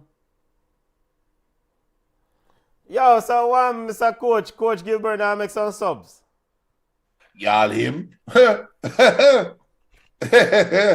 Wait till we start that. I'm going to go and sip my great beverage. It's an adult beverage, by the way. Throw into the to the Reggaegirlz. Little mix up concoction. Ball is with Melissa Johnson. Melissa. Taken away by Riley. Riley comes away with it. Riley Tanner now getting a bit of pressure from Johnson. All right, so we didn't hear one talk say Asha must be vexed because she wasn't selected in the World Cup squad. And me understand some people want to get selected. But me I watch Asha play and there's no way that Asha in the same lead with Atlanta Primus and Vian Sampson, the two holding midfielders in the World Cup. No way. So why are we having this discussion? So, but no, I'm curious to know where Asha sit down there, and if it's true that she was vexed, then something to connect. What do you mean by something to connect? She you see, as you know, because I'm speaking to the choir right now. I'm preaching to the choir like Panama. As Asha can't control a simple 5-yard pass. So ironic what I talk about her right now. But ball in the box, Reggaegirlz. Yeah, Marla Sweatman. Well, Benton, you ask if Marla Sweatman can be a 9. There you go. Marla Sweatman is not a 9. She just passed the ball to the goalkeeper on her favorite right foot. Yeah, you were saying, family. Yeah, so Asha is a competitor. And when you are a competitor, you are going to feel like there's something that you can bring to the table. And you're going to be biased to your own self and not necessarily see reality. Right? So there's nothing wrong with her being angry. What I think a problem is that it is news. It should not be news. My girl, you should be vexed. You want to go World Cup, you go to the last World Cup, you don't go to this World Cup. I'll be angry too.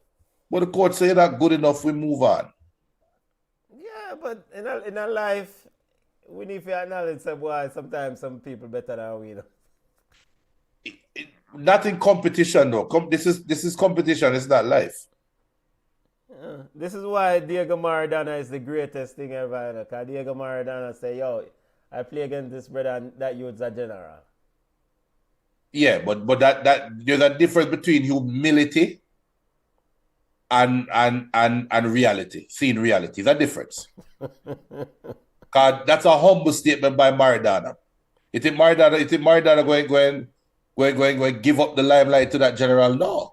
Yeah, but Asha, like, just simple things though, like, I mean, she would tackle. Yes, she would tackle, but the idea is that she win the ball and she do foolishness. Yeah, like, but you see, you are trying to rationalize the irrational. Like 5 yards, 10 yards, the smart turn up and you kick with the ball. And it's simple, like we are seeing this from 2018. Simple true pass.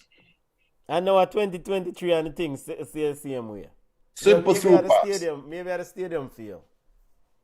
Well, we saw the same thing in Panama last game. Okay. Maybe it's a Caribbean feel thing. BM says I see here it goes. I think that Marlo and Asha felt disrespected because Lauren left them out and picked college and high school players. All right. Okay, I can understand probably the grievance with with a young baller who live not too far from where we are. I should go into Florida State now. I know what you're talking about. She not going to Florida State. That Duke she go. Who just signed for Florida State? She not going to Florida State. That Duke she go, man. Georgia's #1 women's footballer last year. Hold on. Let me check. Bubble Piece. The link is Paramount Plus CONCACAF YouTube channel. Junior, drop the link for CONCACAF International YouTube channel, please, so the man them can.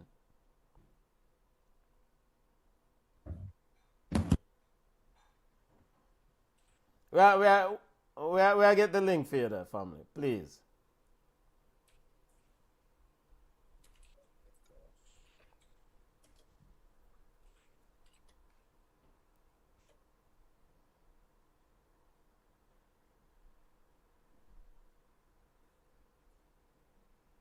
Sometimes I just want to run a card. Well, her name I miss me.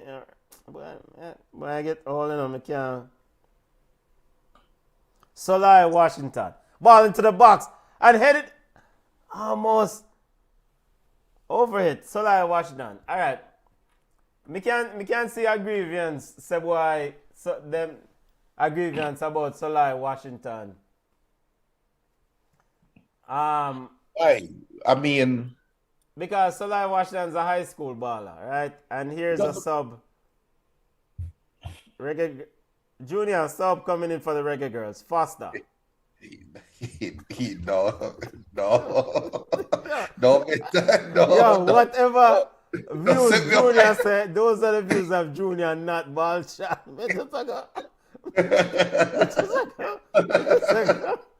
Yo, Foster is coming in for the Reggaegirlz. I'm drinking my adult beverage and turn careful.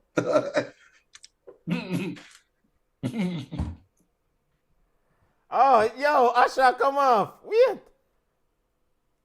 Shanice Foster is coming on for Chen Ilu Asha. Yeah, man, she not at it tonight. That's like a family. You just not playing on ball. We love you, but we are going to be honest with you. We love you? Yeah, I mean, I love Asha.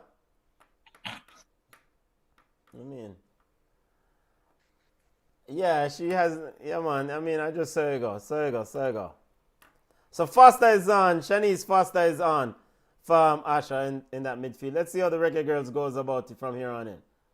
And Asha now picks up the ball. And she plays through Melissa Johnson. Melissa Johnson, very good. Holding up the play and a bad pass there behind for Shania Buckley. And a throw in.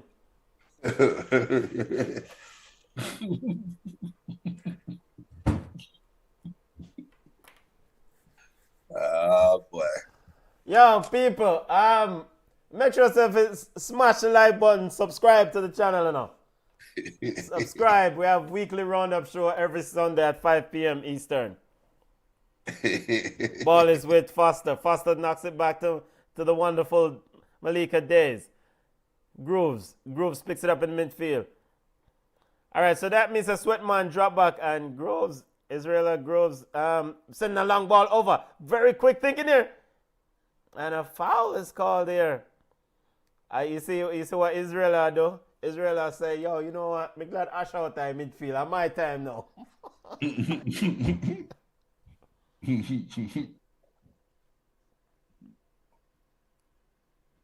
She push off. Yo, move out that way. And you have those two young players. Of course, Jamaica have so many the Van Zanten sisters. I mean, young ballers. Salai Washington. Put Salai Washington in this team, in this game. She scores some goals. Put Kiki Van Zanten in this team. She creates some things. And those are young players.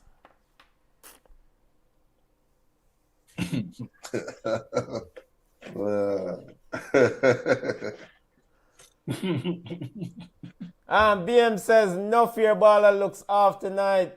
Those are the views of Junior, not ball chat. And Asha no good.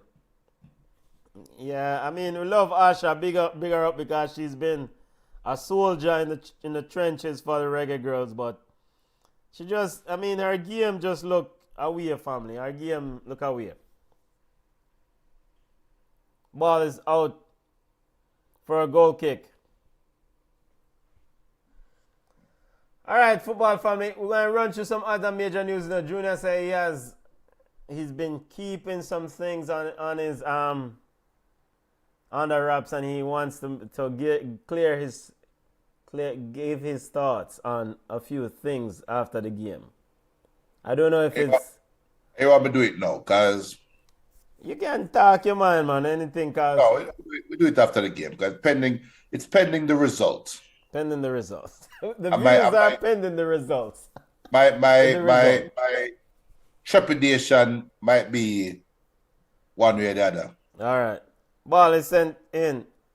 And a Reggae Girl is down. Referee quickly over to Israela is down. As getting some treatment. Other major football news that we're going to just touch on. Football roundup show, midweek action. We're going to touch some news as we wait on this treatment. Junior, you saw this case, this class action lawsuit against CR7 and this Binance cryptocurrency thing. $1 billion, brother. I mean, you don't expect anything to come out of this foolishness. Where there's smoke, there's fire. So there's something there. But how much fire is there to really cause the hundreds of lawyers that Ronaldo have to be concerned, right? But there's something there. But until we get further information, it might just be frivolous information. Somebody might be obviously somebody looking for a payday, right? Yeah. But how viable is the information they have? How liable is Ronaldo really? Or is Ronaldo the highest part of a bigger picture that they want to go for? The biggest cash cow, right? Yeah. So we don't know. I mean, it's still early. We'll see what go. Want to come on, Filo? Yeah, so I mean, this is all alleged. Some of these alleged allegations are centered around this. What NFTs? What exactly are these stupid NFTs anyway? So, the best way to describe an NFT by my layman's term is a famous player owns their image and rights. A famous person. So if I take a picture is worth money right now, right? Where years later somebody might say, I have this picture of Ronaldo and this is a candid picture, whatever, blah, blah, blah. So Ronaldo now is going to make that an NFT, so he owns that image. So nobody can capitalize on it. That's the best way I can describe it. And it's a way for people to Marlon protect. Sweatman sent through. Johnson trying to cut it in the box. And it's cleared up by Panama. All right. 78 minutes. All right, football family. Those who tune in to get a watch along and not football roundup news, we'll get to the football roundup news afterwards. But we're going to focus on the ball game. Thanks, management, for letting me know that we're doing a watch along and not a football roundup show at the moment. Engineer, appreciate the definition and some clarity on what this NFT stuff is. We're approaching the 80th minute. 1-1 chance to go to the with this. If Panama comes away with a point here, they're pretty much guaranteed. Oh, yo, Israel, Groves in midfield. She not normal enough. She not normal enough, brother. Watch her, Junior. Watch her.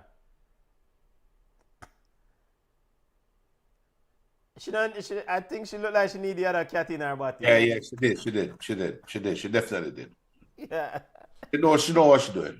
That definitely, there is something behind that knee. Yeah, but it's a physical player. She's very physical in that midfield. Very physical. Ball sent to the box for Panama. And into the arms of goalkeeper Mensah. BM says, weird, CR7 stun scammer.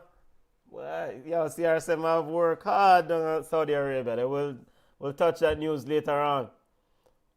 And Mensah with the clearance. Ball is with Bailey. Bailey in goal, out for a throw. As Reggaegirlz go in search of a winning goal. Or go-ahead goal at least. Panama has 2 substitutions at the...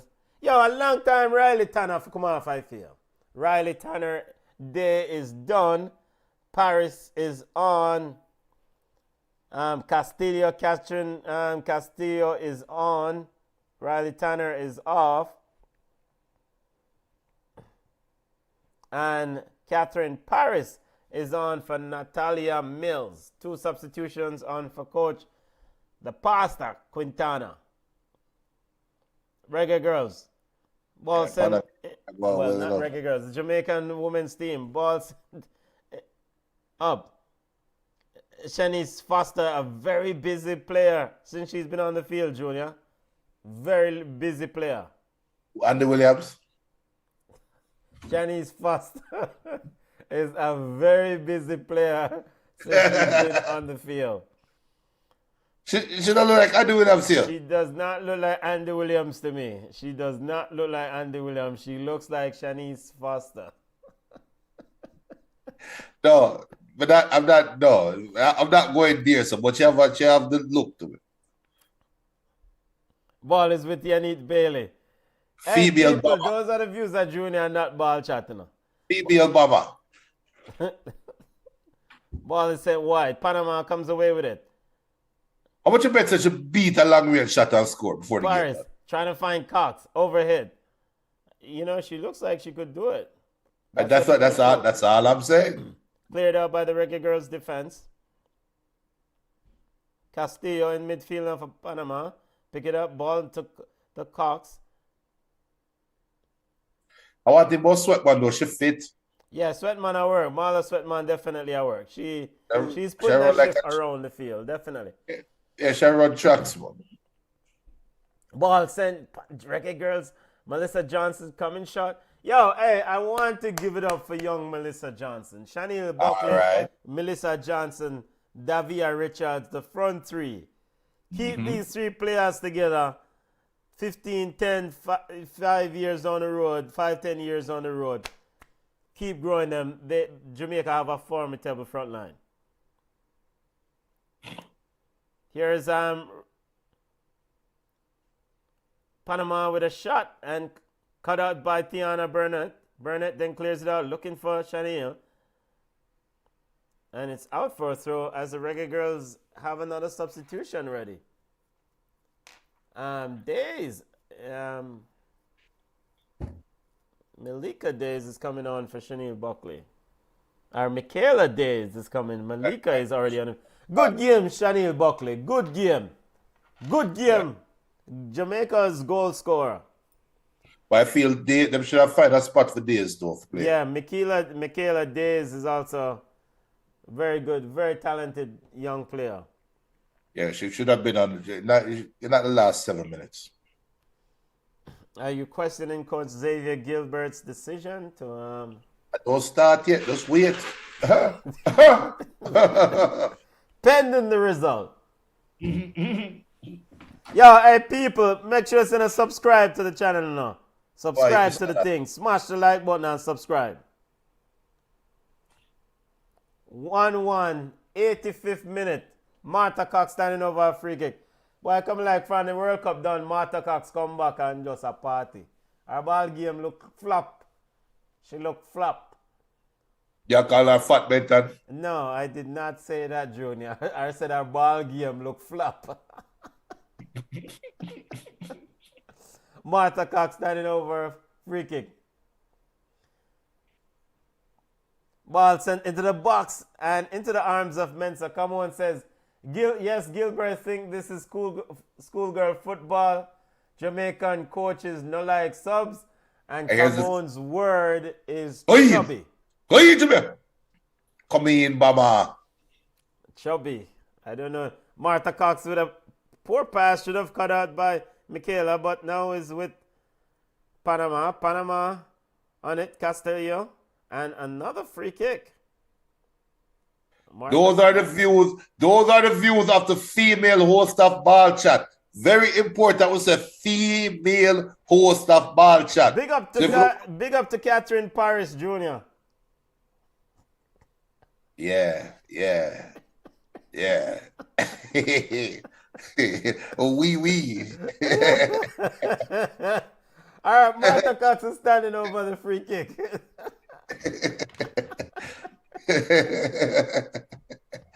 Oh boy. CONCACAF Nations League. Group B matchup between the Reggaegirlz, between Jamaica and Panama. Yes, I bet that I promote. Come on. I am not I'm bigging up Catherine Paris. You're digging up what? Bigging up Martha Cox. Doing a bit of a dump. What more Martha though? Ball chip into the box. Headed on. Goalkeeper Mensah is out late. And a sliding tackle, but she's able to corral it. Yo, man, you broke Paris' foot. BM says Martha looked like she's drinking and partying a lot.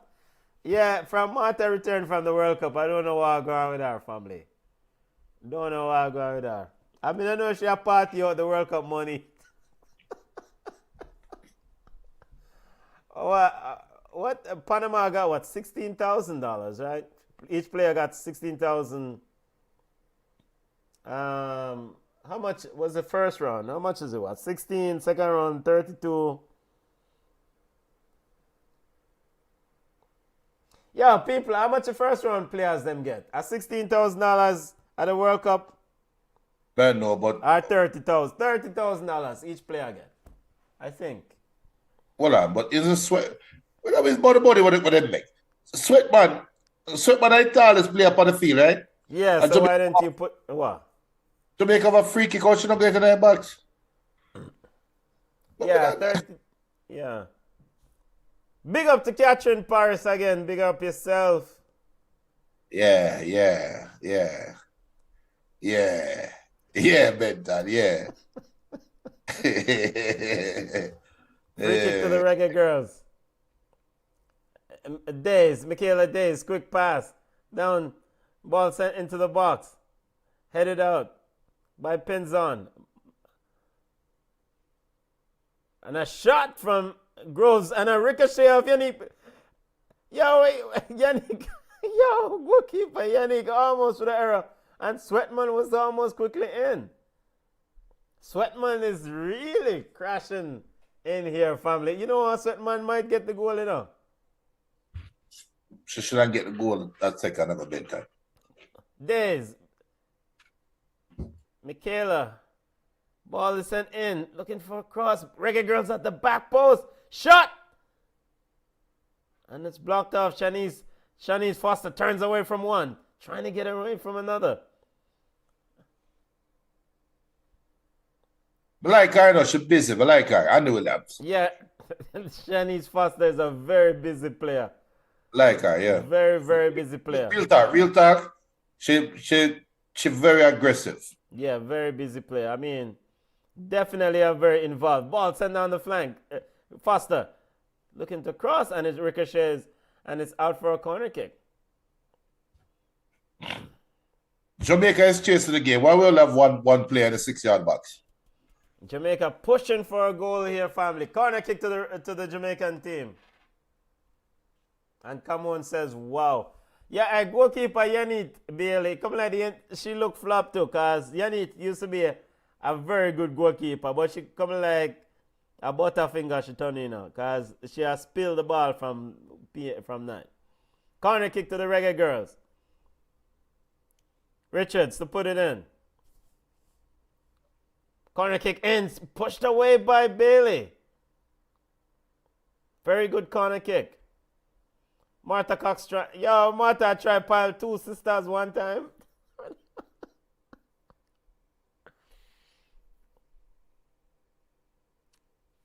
So the keeper just dropped down there to sniper shoot the keeper.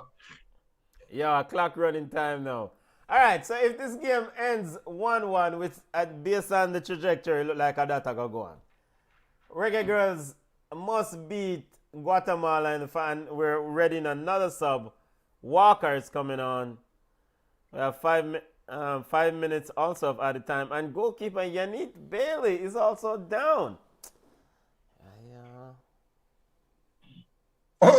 You get shot.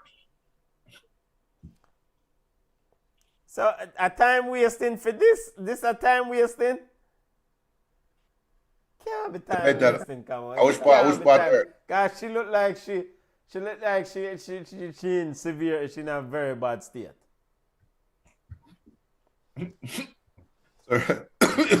Yeah, so Reggaegirlz will need to beat Guatemala to get into the playoff spot. And I mean, it can be done. I think they can beat Guatemala.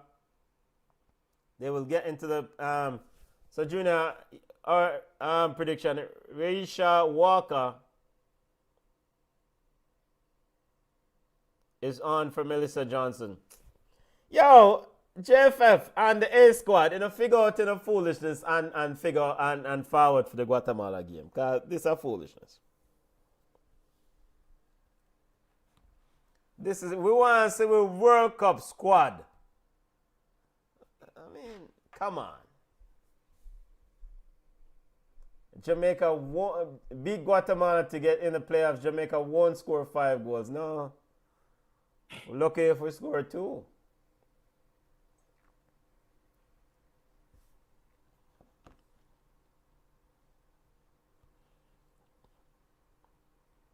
Group winner automatically qualifies for the CONCACAF inaugural Women's Gold Cup slated for March of 2024 in the U.S. Panama leading Group B with 6 points. Reggaegirlz on a single point. Guatemala in second place on 4 points. Today's result hold. Panama will have a seat at the table. Come on, says, wait, can we change an entire squad in the middle of a competition? What do you mean? Call him injury. We need to send in. We did send in the B squad as ball sent in. Panama almost get in. That's a very good question about changing the squad in the middle of a competition. Yes, but it's not a competition. Nations League is replacing the FIFA update. So yeah, you can't change your squad. You can't say it because I presume you have a provincial squad that you would have sent in and those players. For the round of games. For the round, okay. Yeah, for the 2 games. Okay. So each round you get to select. Yeah, makes sense. It's not a tournament. If it's a tournament, then it's different. Yeah, but it's I think I would even say run just like the FIFA World Cup qualifications. Yeah. Yes. Yeah. Free kick to the Reggaegirlz. Marla Sweatman going in the box. 3 minutes of added time. Or we're in the 4th minute. All they have to do is just kick the ball to the penalty spot. Big up to Israela. Big up yourself. Yeah. But, into the box, headed on. And it landed on Marla Sweatman's head and she pushed it wide. And she missed. Not push it wide, she missed. I wouldn't say BM's future wife missed that. I think it was just a push wide thing, The ball went right to this penalty spot, right by our head, and she missed. But it's good to see Marla Sweatman back in the fold, though. I mean, she has something to offer. She does have something to offer, Junior. Huh? BM says, Marla again, me now bother married Marla. And Bubba P says, how she missed that? The ball, the kick too soft, brother. It was looping in her ear. There was no power. And now a yellow card is being issued. Clearly, you can see Panama definitely satisfied with the point. I mean, Panama sitting on 6 points and at the top of the group. They're in a position where Panama, come on, says, what, Benton, what does she have to offer us in Marlow? Listen, let me think about it. I'll get back to you. Let me think about it. I mean, Marlow is very fit. Very fit. Because in the 95th minute, Marlow still a run. Here's Panama in. And wait, what just happened here, sir? Ball is in and referee called a foul. Almost heartbreak at the death, but yeah, blow it off, referee. Blow it off what we have in here other foolishness go on. Just blow it off. Ball sent long. And into the arms of Yannick Bailey.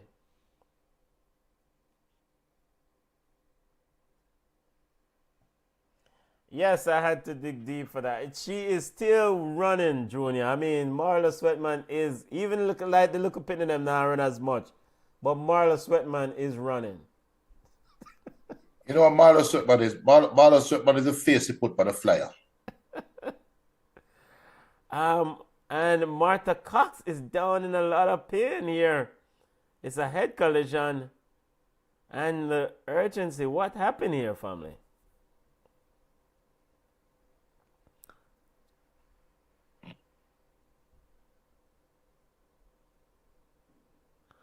Football family, you're not missing anything. Martha Cox picked up a knock and she hit her head. Seems like a head injury she's holding.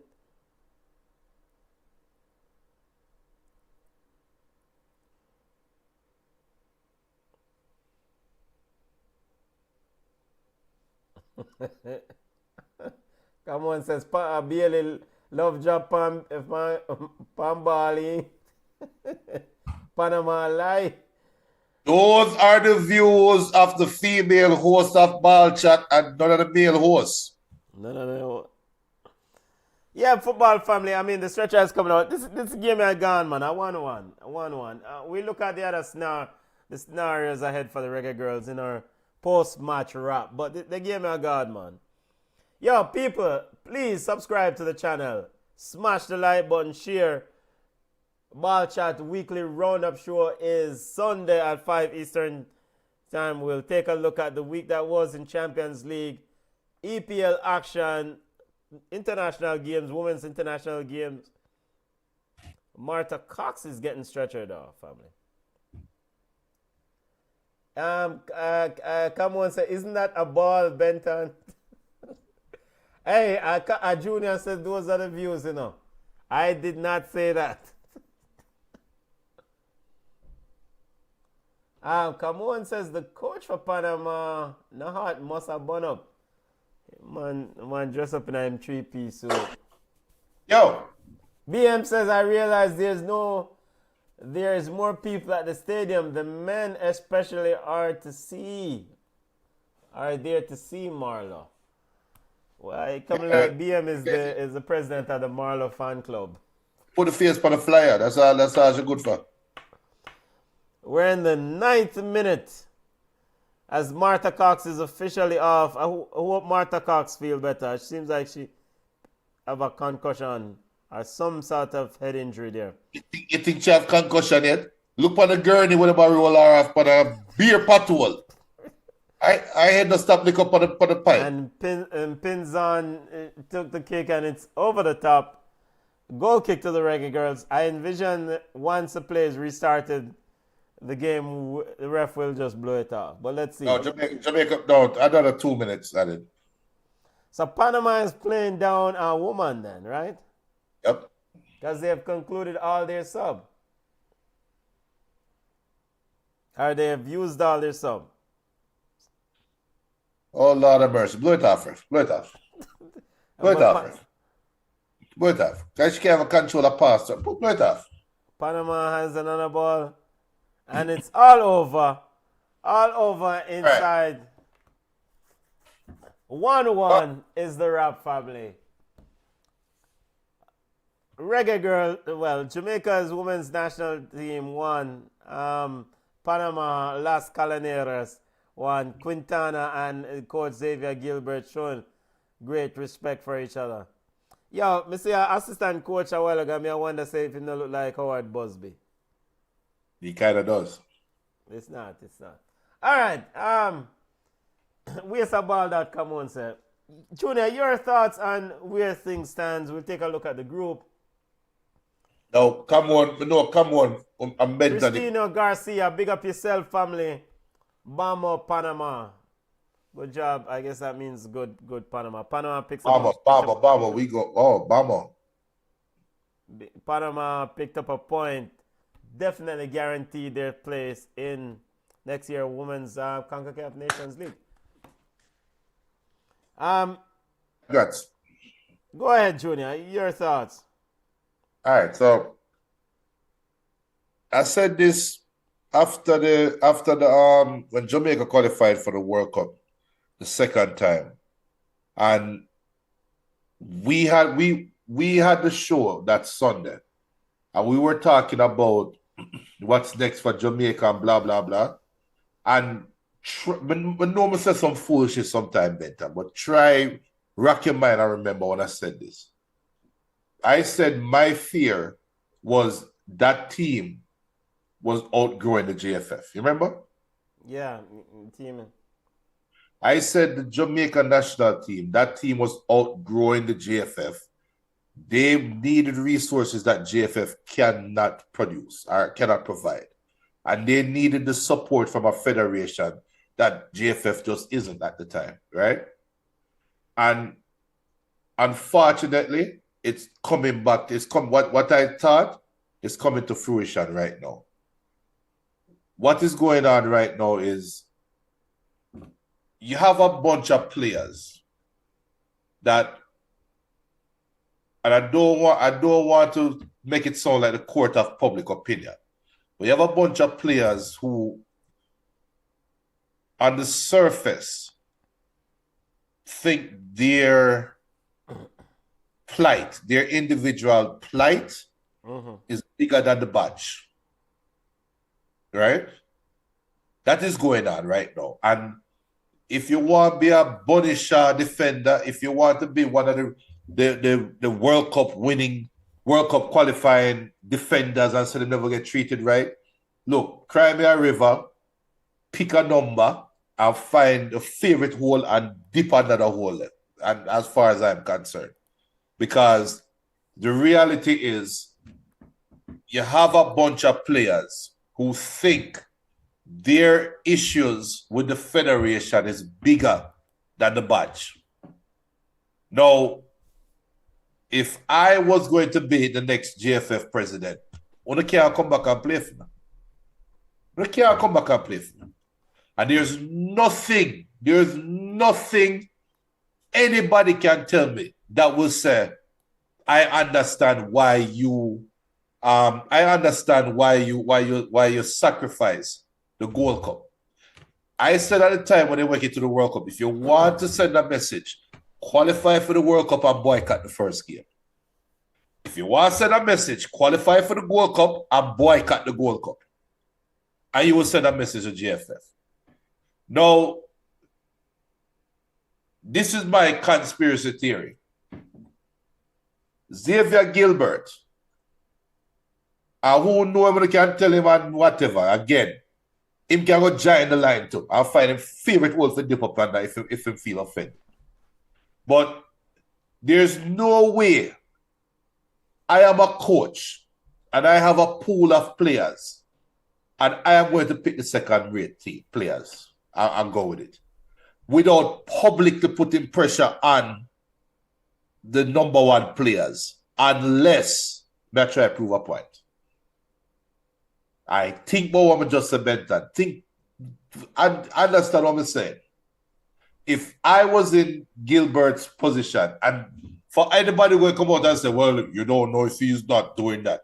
Yo, me call the Star, me call the Gleaner, me call CNN, me call ESPN, and I'm going to say, Bonnie Shaw is young and fit enough, and she refuses to come and play for Jamaica. I'm going to put public pressure on them.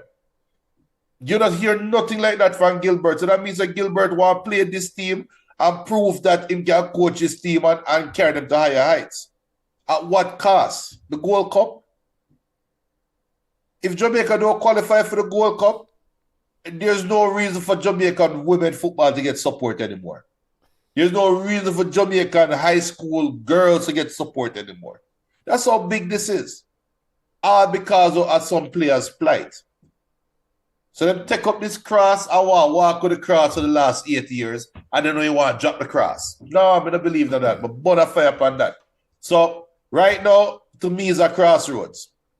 It's either Coach Gilbert don't want to coach the big players, and in that case, him for go about the business from now, pack up and leave, or the big players don't want to play for Jamaica because of them plight, and look, when Jamaica start out, we know why you come back and play. That is for me, Rich. Go on, Jim, adult beverage. Well, you say a lot there now. And it's hard for I try to say I can unpack what you say because I don't see a drink. So in football family we're discussing the Reggaegirlz, the A teams absence are from this round of matches, and of course we suspect that they will also be absent for the Guatemala game scheduled for December 3rd. So your theory is that you think that if you were in Gilbert's shoes, let me try another thing, you would have just put pressure on the A-team players to either make yourself say it's either you want to play for the badge or you want to fight JFF. Yo, you have to, because I want to coach the best side. The man is just quiet. To me, I don't even know what I'm sound like. Yeah, I mean, all right. So and the listeners can correct me here. There's just so many things that go on in this conflict that has been a long-standing issue, and the Reggaegirlz, the A squad, said them definitely are trying to improve the landscape of things, the treatment of women's footballers, and basically them also, right? Them are trying to improve them. According to Speed, I thought that the idea was that since they did not honor the call up for the initial round of games, then that they are suspended or something of that sort. But look, big up, not big up. I acknowledge JFF as an entity, and I acknowledge them as human beings, members of our human race, right? And that's where it ends. We members of the human race. Yeah, they are members. They are human beings just like us, and that's where my acknowledgement of them ends. But to come there and quote them now and just because you don't honor the call up, you're suspended. That's just idiocracy. That's stupidity. That's tone deaf. You're tone deaf, Mr. Speed. You're tone deaf. If you think you're going to now put some form of pressure, we're going to suspend you. The girl probably said, okay. You're going to suspend me when we now come back. We done so when I come back. So you just prove the problem or the issues that the World Cup players have with you. You just prove it in a nutshell that you feel like you can just dictate to them and tell them what to do and what to go and this and that. And them looking at you right now and saying, look, we don't go to World Cup. We don't have nothing more for gain. I'm done with Jamaica. You're at an impasse right now. I mean, well, come on, follow this a lot more. Come on, join us in a minute here. So let me get this set up. I'm here. Yeah, come on, go on, family. Are you still? But here, Junior, are you fired this way, burn? I don't start burning it, but it's a warm up. Listen, I understand what you're saying, but I kind of disagree a little bit. So sometimes them say if you not stand for something, you fall for anything. Well, I do understand what the Reggaegirlz are trying to do in terms of bringing accountability to the JFF, to the program. I really think that they're shooting themselves in their foot. You know, remember, we never have a program, and Sidela Mali come and she breathe life on the program, qualify for World Cup back-to-back. Players are getting contracts off of the strength of the World Cups that will go the back-to-back World Cup. And, you know, the overall player even in the Caribbean, when we have little tournaments in the Caribbean. I think this is a great missed opportunity for us. And especially with some of the ladies who are still without clubs, and for women who want to get clubs. I just think this was an opportunity, and it's not even over yet. You know, we still beat Guatemala, we go to the playoffs, we win the games in the playoffs, and then we are out there showcasing ourselves. I think there are new teams coming up in the NWSL. There are teams in Europe, because we're going to have players who play in the French league. We have players who play in Spain. So, of course, the clubs are going to be watching their players. And you might be that little gem on the field that scout from that club see. So you now not getting the opportunity to showcase yourself in the Women's Gold Cup. It is really a missed opportunity. Yes, we can complain and say, Bonnie Shaw don't need the spotlight. She don't need the opportunity. She don't need the money. While these ladies need the opportunity, need the money, need the limelight. But what do you expect these young ladies to do?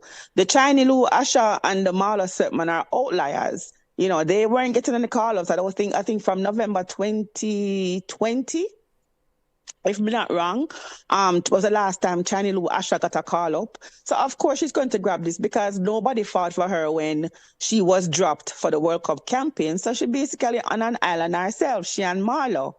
But what about the other ladies who would have gotten a look in, would have been seen? So I do think it is a missed opportunity, and it is just ego. I think it's ego on the part of some of the women in the team, the A team, and I think it's ego on the part of Horace, Speed, and Ricketts. I think there could have been a compromise where we could have done better. We could have marketed the competition better. We could have marketed the players.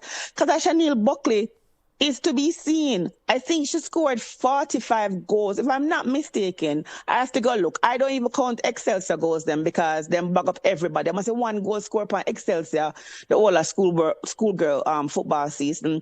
And I think Chanel Buckley scored 45 goals, if I'm not mistaken. I have to go double check. Benton, you can check on that for me. So a talent like a Buckley, a Davia Beckford, she name? Davia Richards. Yeah, Davia Richards, yeah. She's actually, at community college, and she's doing well. We have the players who want the opportunity. We have the players who need to be seen. And the Women's Gold Cup was the perfect opportunity in which this could have happened. But they make ego, lack of common sense, and just craziness take over this thing and just implode the program. And we're basically taking 10 steps backward. It's like, I don't understand if people don't sit and look at it. The people who are in power don't sit and look at it and say, look how hard we fought to get here. No money, we go fund me, we beg money, we go places, we not have the proper kit, we not have this, whatever. And we accomplish these things only to come when this Women's Gold Cup drop in our lap and we go and wet the bed. Like, how does this make sense? Who are the people you're talking about with power? I'm talking the players who are leading who are leading the front line, right? And I'm also talking the JFF. You can't have it. I'm talking about it. No, I'm talking about JFF. You want to tell me? No. I'm talking JFF because this is the thing, Junior. And I don't know if because I'm a woman and I run my household when it comes to finances, like market money and all them something like a budget, right? I budget. So you went ahead and you know that this is the money that you're going to get. You guys sat down and you figured out a contract, right? And you know that you owe FIFA the money. You went ahead and you tell the ladies them, listen, if you make this amount of money, I am going to give you 20% of $1 million. Let's use that figure, $1 million, right? Now, when you get the money, you remember, say, so you owe somebody some money and them shorten the money. So remember what the ladies are arguing about. They're saying that in the contract, in the negotiation, you told us we are going to get 20% of $1 million. Why now you're coming to the table and trying to give me 20% of $500,000? Do not. This is where the issue is, is that 20%. Remember, them get them other money already. It is the 20%. And I just think that there could have been some compromise. It can't just be only the money. Come on. And we hear you. And I am on your side, right? And I agree with you. But the JFF is a constant. You see, anybody... let me tell you something. This is just the reality.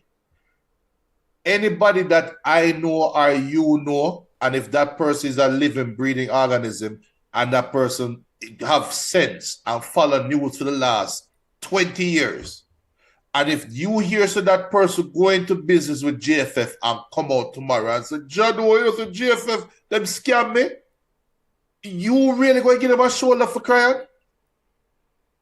But this is FIFA. No, but Junior, this is different. This is not marketing money. This is not money from sponsors. This is FIFA money. This is sure this is sure money. But it doesn't. Come on. But Junior, it should matter. It should matter, and we should be upset too about the lack of credibility of the JFF. I am putting blame on the women. Let me just say this. I understand you have to stand on principle. I understand some things you disagree with, but the bigger picture here was not looked at, right? And I am not going to single out Bunny because everybody's singling out Bunny, but Bunny is in a comfortable place. So all those players who are on the outside who not earning that money, that need a contract to be covered, to provide for them family and whatever, they should have been allowed to go out there and do what they want to do. I don't think it should have been a collective thing. I think the big shot them should have said, listen, I'm not coming to play for Jamaica, right? And turn and say, through the Carter, it's a great opportunity for you, You can go if you want to go. I just feel like some girls were, browbeaten into not taking up the selection. And I just feel as if it is a missed opportunity. As I said, NWS, it's in San Diego, one of the stadiums, San Diego, California, where you have women's team down there. It don't have to be in the NWSL. You have in the lower divisions, you have clubs down there that will, you see people from Spain, France, wherever. And I just think that you are on the outside now, looking at like a team at Grenada, Panama, Barbados, DR, going out there when we have qualified for consecutive World Cups. We held the mighty France, we will go up against the mighty Brazil, and we are sitting at home while DR and Grenada, no disrespect to the other small islands, but we are going to be home when this tournament is going to be carried on TV. People are going to see it. A player from Grenada is going to score a hat trick, and a man from France, like I said, great goalkeeper from Grenada. Let me take her, give her a 5-year contract. Let me pay her $50,000, and she can move herself and family out of poverty. While our girls will have the same ability, or even a better player, will be sitting at home in Waterhouse, Jewsland, watching this because we never saw the bigger picture. Maybe that's why Gilbert chose majority of his Excelsior girls, right? And Fraser's Whip girls, because he thought that maybe they score 45 goals on schoolgirl football. Yeah, man, you can score 45 goals against them DVD beside here. And maybe I will come out smelling like roses, or maybe you will get a contract. But I just hate when we fail to prepare and then we sit back and we say, oh my God, how did this happen? How did we not progress? How did we fail? Because we never did the legwork. So I just think, Junior, there is just enough blame to go around for this shambolic situation, and we never have to be here. And I agree with you, me personally, no, I had a conversation with my sister. My sister is the coach. And I said to her, if you have a player that you rely on and you depend on, and you have a tournament, and you want that player to come and play up and say, no, me not come. Why? I just don't feel like. Would you then invite that same player to continue playing for your club, or, play when the person comes and say, all right, coach, me ready now? Would you take back that person? And she said yes, because what? The aim is what? To win. No. But the aim is what? Is to win. And sometimes people, change. Me personally, Junior, I'm not taking you back, because when I wanted you, I needed you. You had no reason to not come and play for me, showcase for me. But no, when you're there home, you're bored and whatever, you want to come. I'm not taking it back. But if I can tell you that the JFF is not going to tell Bunny Shaw and Trudy Carter them and Jody Brown them and Drew Spence and what other one name? Atlantis Primus, that we're not going to take you back when they decide to come back. So I just think it is a lost opportunity and disappointing. When them decide to come back? Yeah, when them get their money. When, you already said them work on the money. Once they get their money, the disagreement will be swept under the table, and because they might come back. They're good. I am just so disappointed, because the women's program, and I advocate for the women's program. Let me ask you this, come on.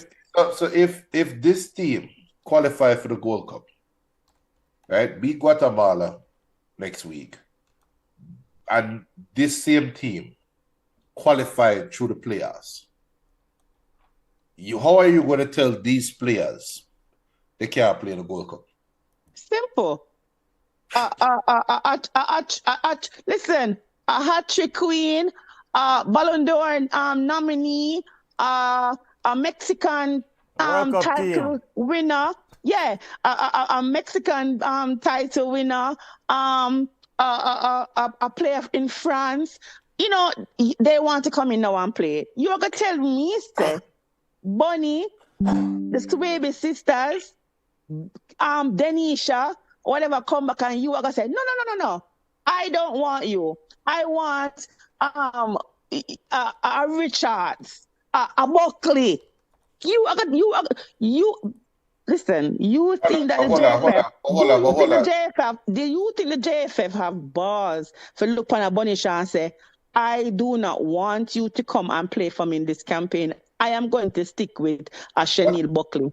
All right. So what are you losing if you don't bring in Bonisha? If this team qualifies for the Gold Cup, right? Mm-hmm. What are you losing? I mean, look, come on, I understand you're a woman, I know you're very passionate about women's football.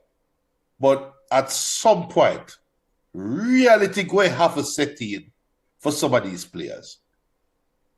Yes, you are the best player, or you are the face, or you are the most recognizable face amongst this team or amongst this group of players. But in the grand scheme of things, you're just another name on the page. You're just one off. I disagree when you say it's the best player. Well, that even made my point even stronger. Okay, right. So you are just one of.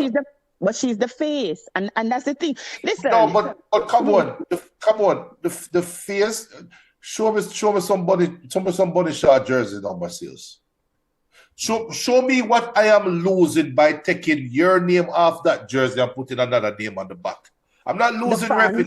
Yeah, you're losing revenue. You are. You have to lose stadium revenue. Empty regardless. The last time they played in the stadium, it was empty. No, but that's not the only source of revenue. It's not. Revenue is not just through ticket sales. All right, show me a commercial. Show me a commercial that GFF is getting money. Well, you probably can't. That's an unfair question. But I don't see where that you all this revenue talk. The KFC ambassador. Junior, I understand. And it's the same thing with Bailey. It's the same thing with Bailey. It's a local favorite, a fan favorite if you must, right?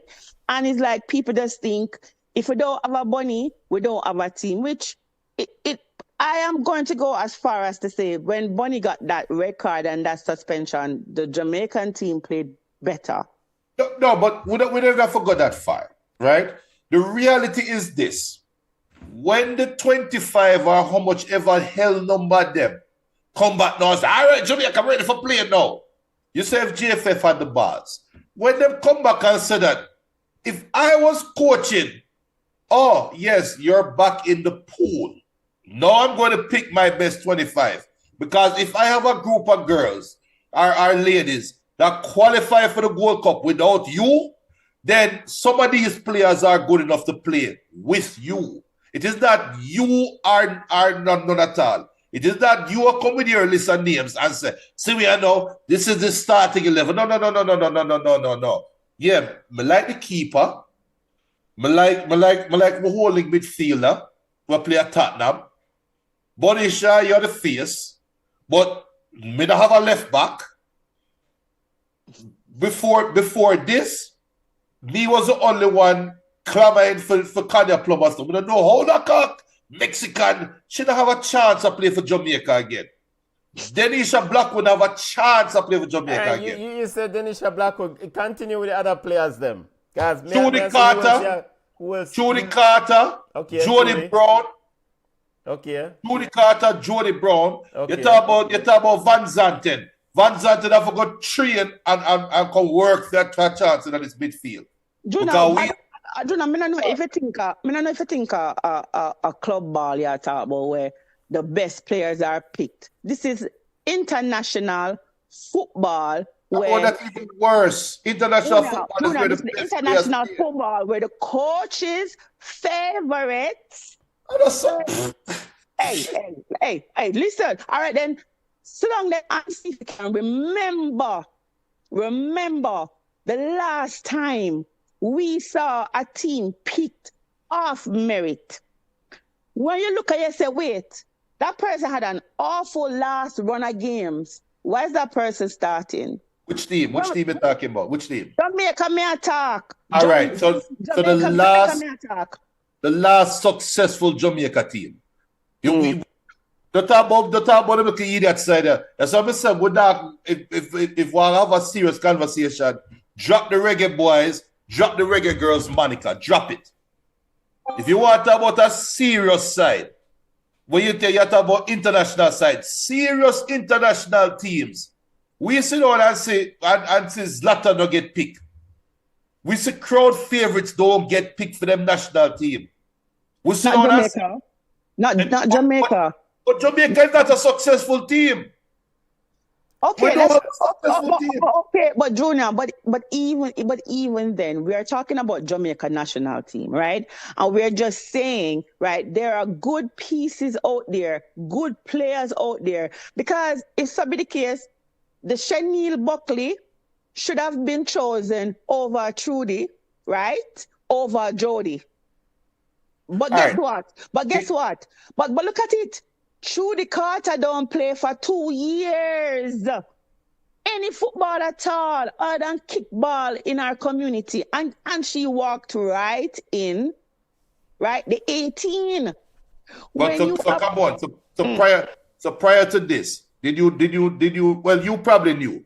But do you think the average fan knew Chanel Buckley was better than Trudy Carter and Jody Brown? Of course. The average fan? Yes. Junior, I'm gonna tell you something. All right then. We may not say, all right then, schoolgirl football or something else, but when you go Excelsior game them. No, if you go out there and say Chanel Buckley name, people know her because you know why?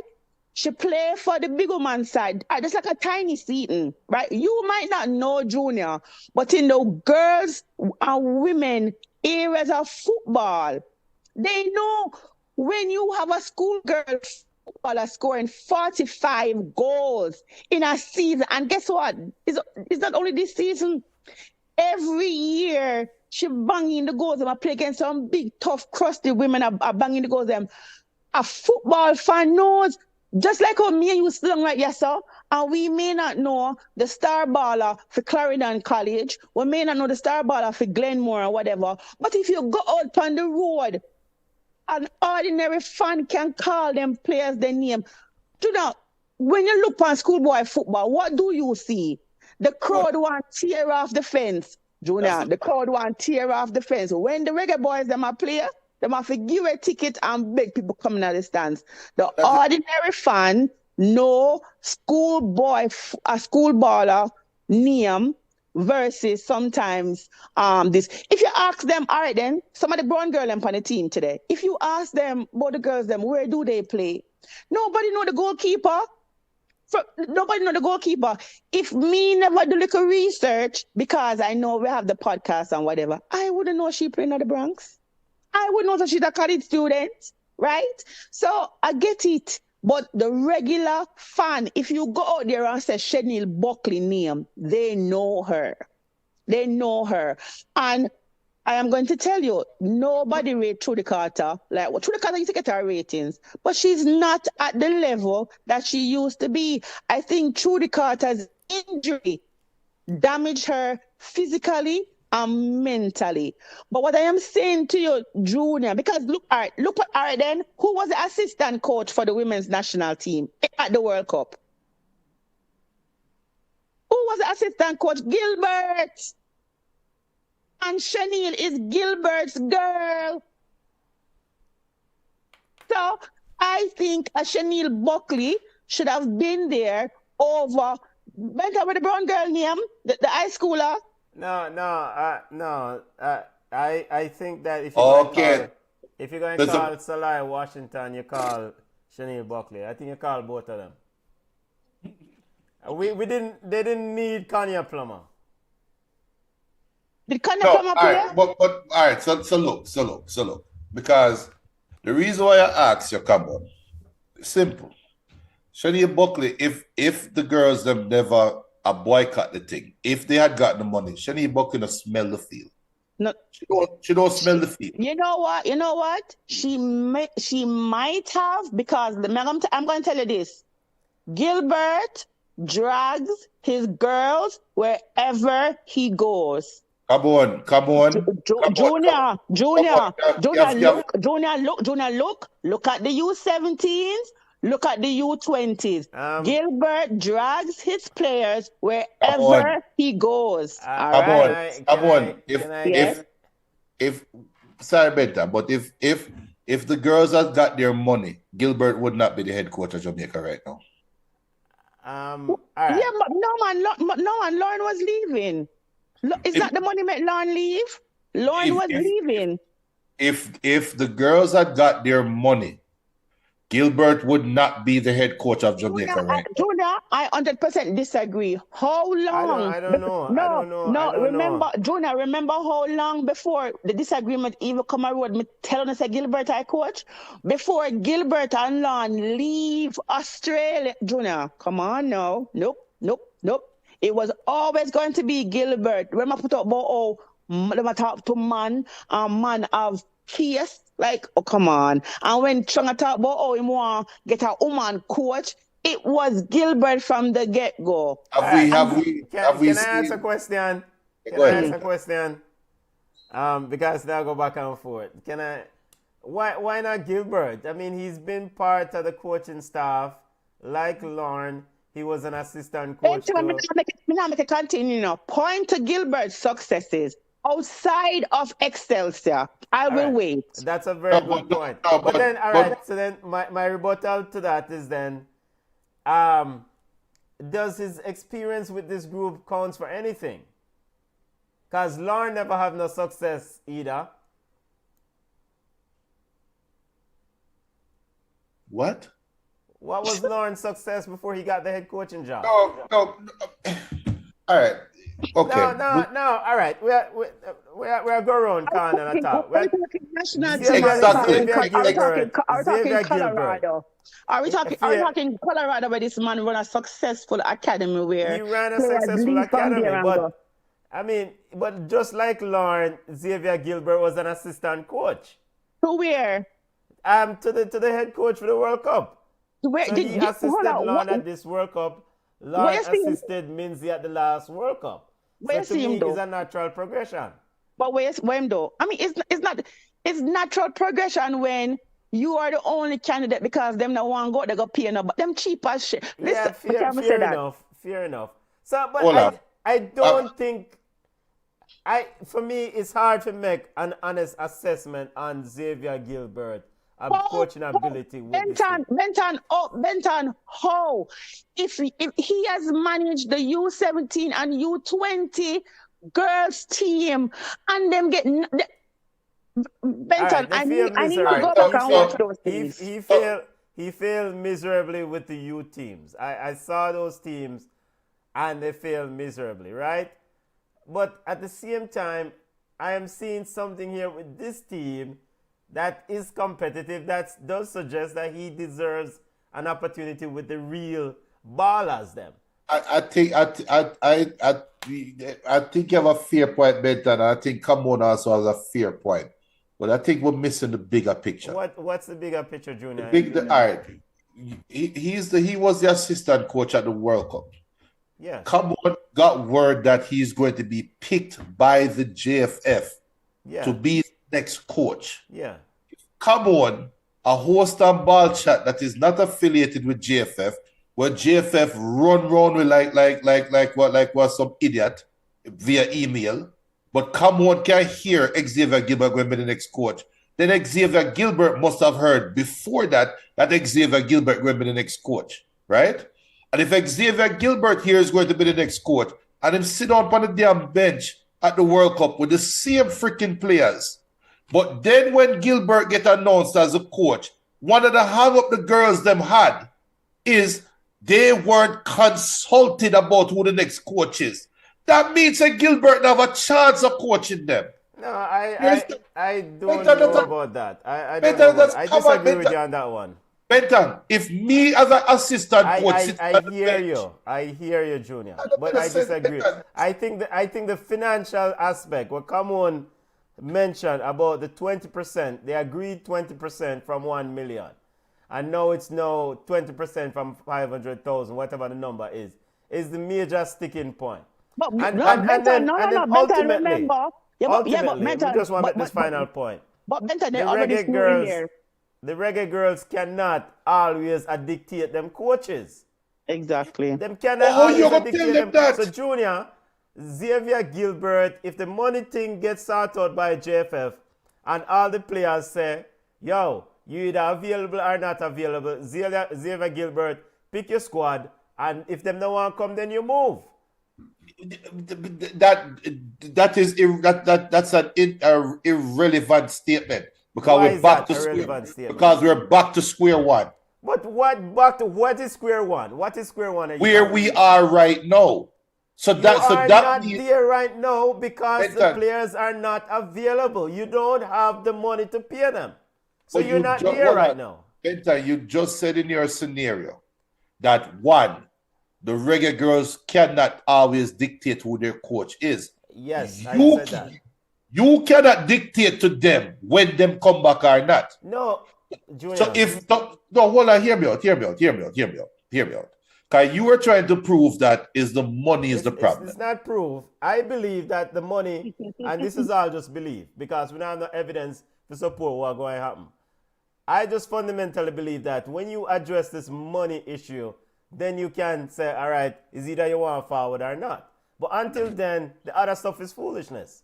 No, but you have to put yourself in. All right. What I'm hearing from you, I'm not hearing you coming from the girl's perspective. If you are the player, right? Yeah. Your first obstacle is the money. And they eloquently put it in the. Remember, they gave their press release it up on the owe money, plus on the never consulted us on the coach. Yeah, fair enough. They put that out there. And so they said a lot of other things in that. Them say if all right, proper facilities, all sort of stuff. Yeah. So there are multiple obstacles. There are multiple obstacles. Yeah, but hold on a second. I think the US women's national team players were consulted when they hired MIA. Okay. We can't get in the habit of having players dictate their coaches. Is it forward or not forward? So I don't think them stack the deck, Junior. I think they really have a growth. Why this brother bend out and pull him forward instead of him blood? What is your point? You can't tell me who me must love. All right then. We have an issue with his qualifications. We have an issue with how what we think is not successful enough, right? Yes, we can say those things, but you can't tell me about you never come to me to come discuss. Say you are the hire Gilbert. Oh. Come on, I'm Benton. Come on, I'm Benton. It's like you cook your dinner and your son come in and lift up the pot and say, "Oh, Daddy, you never come and ask me what you want for dinner. I don't want this. Cook something else." It don't work like that. Wait, hold on. All right, so what you say, Junior? Hold on. Just hear me. Hear me. I hear you. Because if you're going to draw the line, but if you are going to draw the line at the coach, that you can't tell me who's supposed to coach you, then why I can't tell you that you can't tell me when to pay your money? Because you breach a contract. You breach a contract. It's not a contract. The money is different. Yeah, you breach a contract. Junior, come on. You act like a foolishness now. You breach a contract. Junior, you owe me my money. Didn't we see this from the same Reggaegirlz with the rapists of coach them? Oh my God, Father! Here we go. Listen, hear me. Focus, Junior. Focus. No. We see these same Reggaegirlz draft a letter and say, "We not play for this coach." What is stopping them from saying we're not playing for Gilbert? But Junior, until that happens here, we know the fundamental thing is that JFF with the money. We don't talk about the money. I am saying you even are if they had the money, a bigger thing than the money. And we are telling you, sir. I am not making it. No, or I missed the point. I'm not making it a bigger thing. I'm saying that's another obstacle. All right. How about deal with the money and then we deal with the other obstacle? No, listen. I just think them throw it in there. You know, like when the police lock you up. Them just charge you with everything. And just bring about 10 more charge for it because something must stick.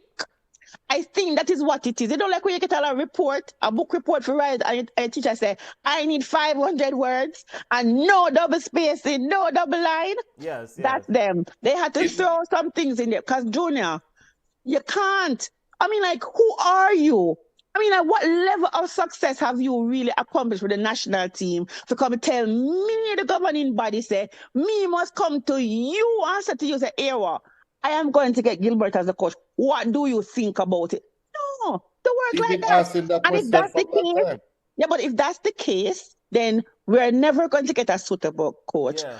I have remember me already telling them saying, no, if Gilbert was a coach, I'm not support him because I just think I have not seen a level of success that everybody else say. What about big coach Gilbert, big coach, whatever? No, he's the head coach at Arnett, right? And he's the head coach of Fraser's Whip. And he's the head coach of Excelsior. Like, man, have Wally but walking up. I'm like, yes, I'm like, sir, when do you sleep? You know, it reminds me of Ryan Seacrest, that don't sleep at all. So I just think that when the JFF pay the girls them their money, then they might have some other issues. But I do think you're going to see them sing a Sankey and find them way back home, especially the ones them who can use the national team as a platform. Right? That's my thing. I am just disappointed that our talent won't be well. We're not out of it yet, but I'm saying if we crash out of it, then it's just a disgrace. But do not understand and pay the girls them their money because it's in the contract. They're supposed to get their money at a specified time. So I understand that too. The JFF don't deserve no grace and them don't deserve no goodwill because them already made them met. So, yeah. Why? I actually think before as Junior gather his thoughts, I actually think that JFF you miss a golden opportunity. You compensate the players according to the contract, according to all the agreements that you have. You pay the money, and then you say, all right, me are gonna now move on and hire my coach, whosoever that may be. Whosoever want forward can forward, because that power play when they evict or kick out Vin Blaine, you can't have that. And we sat here, we asked Lauren Donaldson, we asked him, what if those players decide that tomorrow them don't want you? And him saying we take one himself, but clearly they have their favorite, and you cannot have the players dictate who. Them set a precedent from the Vinting because now you can't have that. So now we come full circle to my question. What if when the money reach them, what if a group of players come out and say we don't want Xavier Gilbert coaching? No, all right. If a group of players come out and say they don't want to play, then me you agree just with move that. on. But anyways, move on. Well, me agree with that. But anyways, it's not their decision, Yeah, and I say, move on. But you know what, Junior? But Junior, what the problem? What I find really disturbing that the JFF and the women's national team players can't have a dialogue. You realize in the JFF press release, they're so saying, crazy. Yeah, the press release are saying that in the press release they're saying, we called a meeting and they did not show up. Right. We want to talk, nobody's answering. We sent an email, nobody's responding. We sent a letter, whatever. Is the relationship so broken beyond repair that not one player out of the pool can be the spokesperson, can be the bigger person and pick up the phone and say, listen, we are disappointed with this, whatever. This is what we need to be in place. We need our money by the 20th. We need 10% by 20th. The other 90%, the next month. It's just so disappointing to see that there's not one person who, like a union, like somebody that can be the spokesperson. I 100% agree with you. Right. So it's just so disappointing to see that nobody in the JFF have goodwill when it comes to having a conversation with somebody on the women's team. Nobody can just say just done. Because you can't resolve issues if you don't talk. Like the two neighbors them a fight, and you have one person come and say, "Oh, no, done now." It's like you don't have that person, and at this point, you better go back for wind, because if a bad man thing, so we come now and we bring the money. But look at this now, we're bringing the money, man, and guess what happened? We still have money issues. Junior will want to get him point out because every minute him put up him hand and he made and a drop.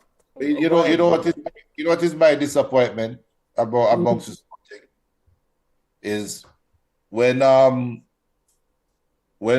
first time the girls them rise up, means that they stand up with them. The last time the girls them rise up, Lauren Donaldson stood with them.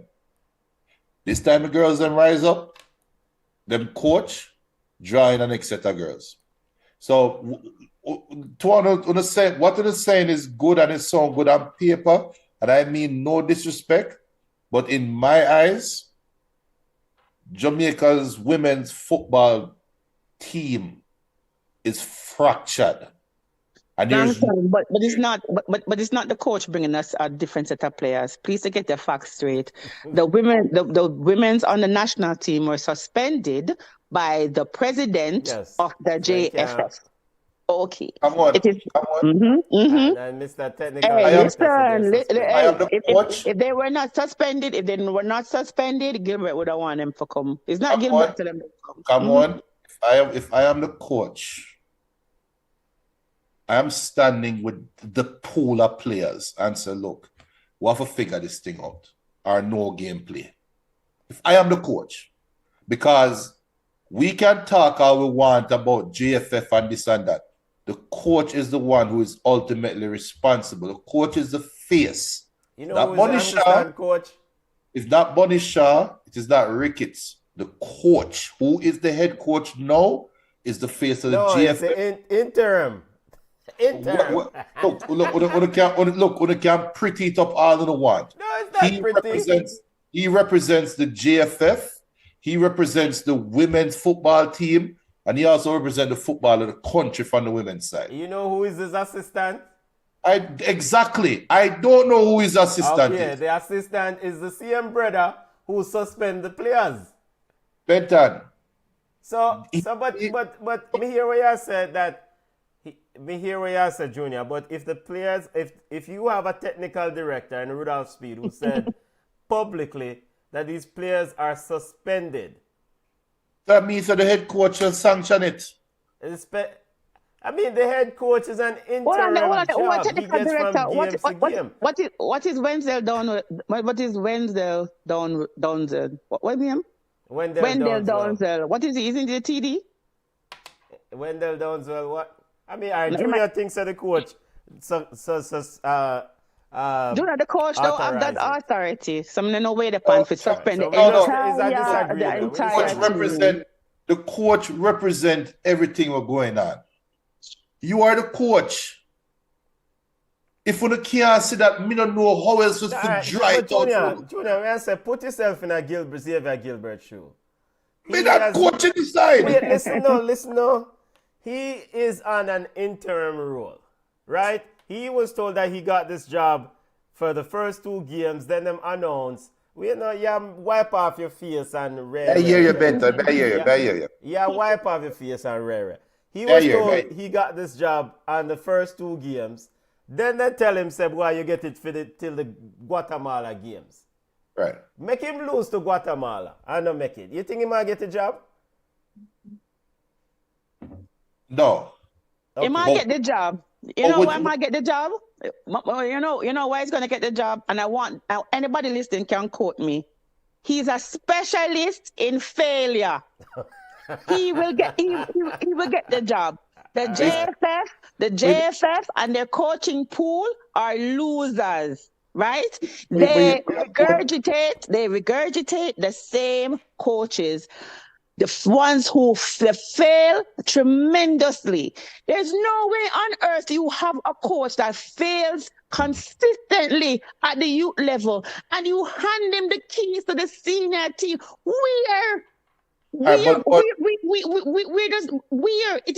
They are losers and they have a culture of losing and they have a culture of mediocrity. Right? So it is something that is embedded in them where them no want champion a cause, them no want be successful, because you can't tell me that you have this golden goose, right? That laying this perfect egg where can be the tool to get so many young ladies off the island into good contracts or even colleges. And you are going to tell me, say, you are going to take out a shotgun and you are going to shoot that blasted goose because you want the egg, the one egg will come out of them and you don't want body the egg. It doesn't make no sense. They dabble in mediocrity because Gilbert cannot be consistently losing and failing and you give him this opportunity. So we don't make it to the Gold Cup, right? They're not going to go out there and spend no money to get a high-level coach to come in because the high-level players, them not going to want to come play or not going to say, don't come back.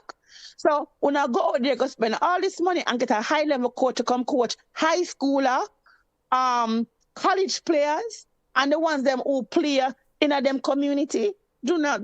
I don't see that happening. So we are going to see Gilbert until the near future.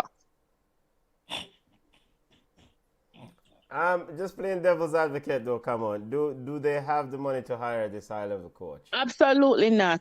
Okay, They're always in the red. Always in the red. Because if they're saying that the money that FIFA took will come back, right? I know I saw that where they said that they're going to get the money. They need some time. Okay, so you are gonna tell me, say, you don't have a surplus or you don't have a money in the kitty where you say, all right, then let me pay the girls, get them out of the way, let the program continue going, and when I get back the money from FIFA, I put it back in my kitty. Them broke? Absolutely broke. Well, them give me a headache. It is so difficult and so hard supporting the women's movement in Jamaica. It's like you have to go out there and pick 2 girls who play some scrimmage ball, make 2 little film, send to college coach, and hope them will leave the island, because the tool that we have at our disposal, the man them take it and I mash it up. The man them take it and I give them friend them. When you're supposed to put the tool back in the toolbox, or now pick out the tool and I go and friend them. So by the time we are ready for those pieces in the toolbox, we can't find them. Madness, man. Hopefully something, there'll be a resolution on this foolishness. Hopefully. We just need to beat Guatemala and go into the playoffs and just win. There won't be any resolution to this. So, Junior, we not beat Guatemala. No, it's not. It's bigger than Guatemala. Yeah, but all right, and the interim bigger than Guatemala, but we not beat Guatemala. This team can beat Guatemala. Yes, I think they can beat Guatemala, but I think I see different understanding. I mean, let's not leave it at that. But we see. When the time forward, I'll look and say, told you so. Well, I mean, until then I rather eat grass. Not make it think they win. To me, it's not even, and it's sad. It's not even winning. And I said at the time, I say, yo, this Jamaica team is outgrowing JFF, and this is exactly what is happening. The JFF, this Jamaica team should. I know I'm telling you whom I rate the most. Big up the Reggaegirlz Foundation, because they came out and is doing the mediation. Really, they are the ones doing the mediation publicly. I thought Babs the Grange is doing mediation. Oh, you hear me now? Minister Babs. Hold on, hear me now. The Reggaegirlz Foundation represents the World Cup side, right? But they come out now and is promoting this game and doing this when the World Cup side is boycotting the team. As far as I'm concerned, the World Cup team is a conglomerate. They are their own entity. And them come together as a unit and say, we're boycotting. Right? I think it would be more powerful if all the female players in Jamaica, they say, we're boycotting. Nobody call me.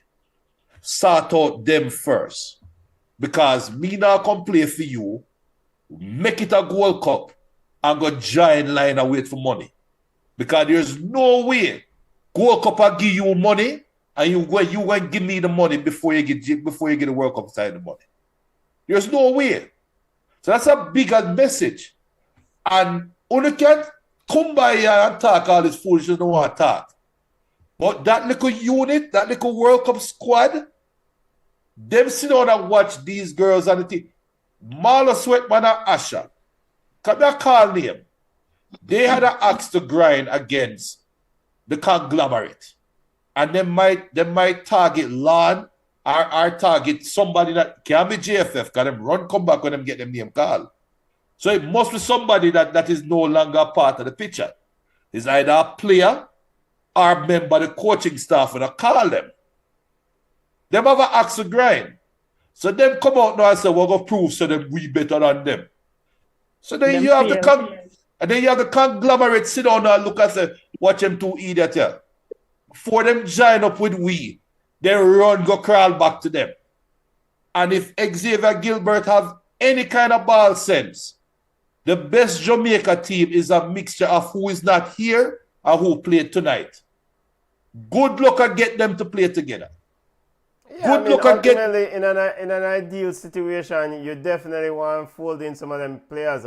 Like Chanel Buckley has come on say we start here and watch Chanel Buckley in a World Cup qualification games, and I mean she's a baller. I mean at the U20, U17.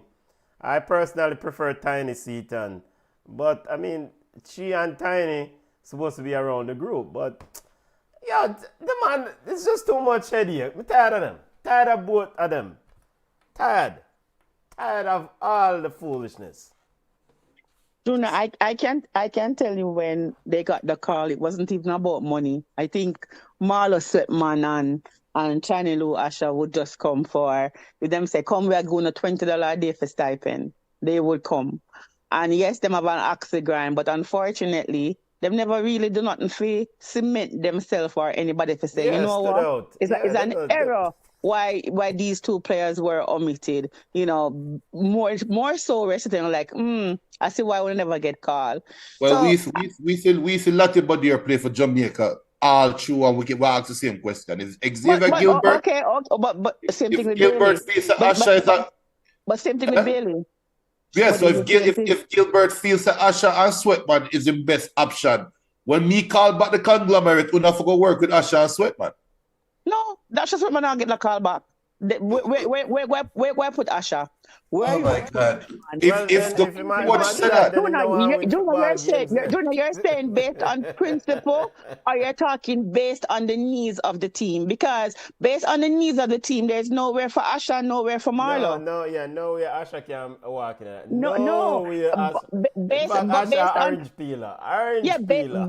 Based on principle, Junior. That's what you're saying. But principle don't run ball game. We need results. So it's not about the money. So these girls know where you see most of them are college students. The money where the girls are gonna get for World Cup money, them can only dream about that. So for them little orange money where the JFF will give them, all homeboy have to do go home, go in MCF in a back room and take out $2 cash and come distribute it. Here, all this is for you. $100 stipend, $100 stipend, $100 stipend. Right. So it's not about the money for them. It is just, listen, it's just, we're not going to say party shop because party shop run better. But it's just that, as I said, the only thing that is destroying this is ego on both sides. I don't want, oh my God, I sound like Trump. I agree 100%. Yeah, it's just, there's no way they could not come to some understanding for the betterment of the program. Yeah, because the both of them are shooting themselves in them foot like, the program. Can you imagine now we have some of them players, the junior out there are playing on the World Cup on a pile two, a Crystal Dunn, I left Crystal Dunn and all them girl there, a mash up and a club come in and say, listen, I want you. And when you look at it and say, wait, you sign a player directly from Excelsior High School in Jamaica. That can only look good on the program. So what going to happen now is that you're going to have the coaches them now are going to fly come to Jamaica to come take in 2 Excelsior game. Right. So, you know, and then you find some other little diamonds. I don't know. Maybe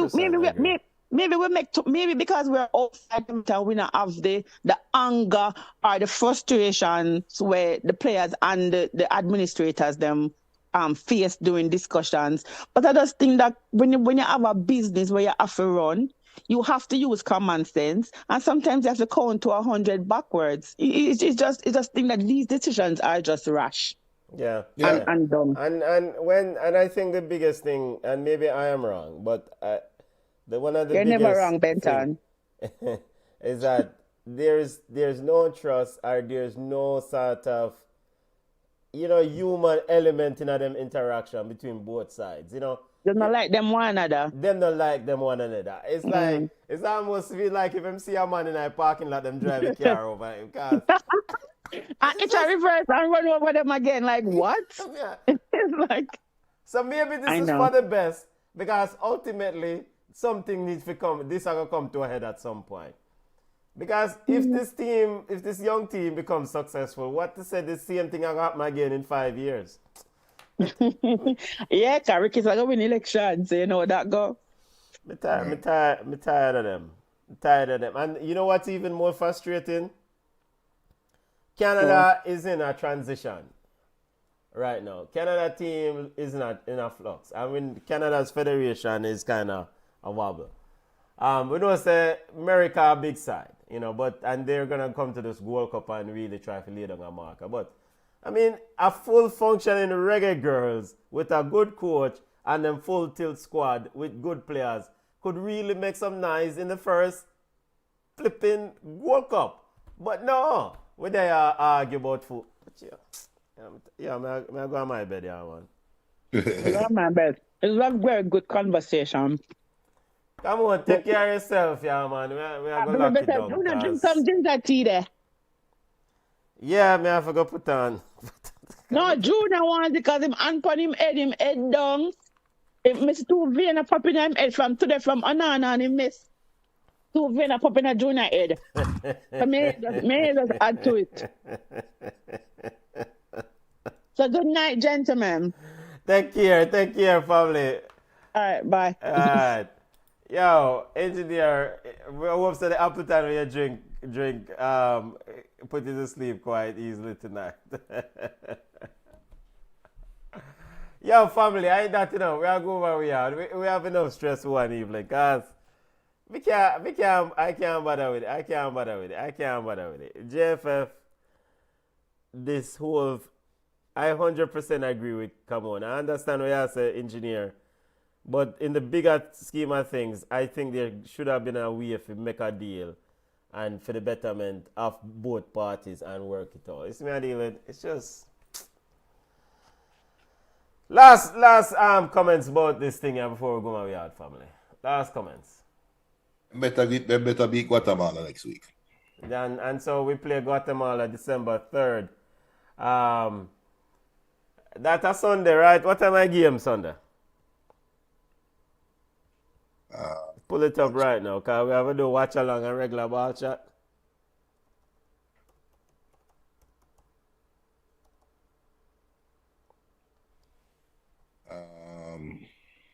And while Junior is pulling up the actual time of the game, just want to remind listeners of the teams that have already booked their place for CONCACAF inaugural Women's Gold Cup action slated for next year. Of course, United States, the host, Canada, CONCACAF Olympic playoff winner.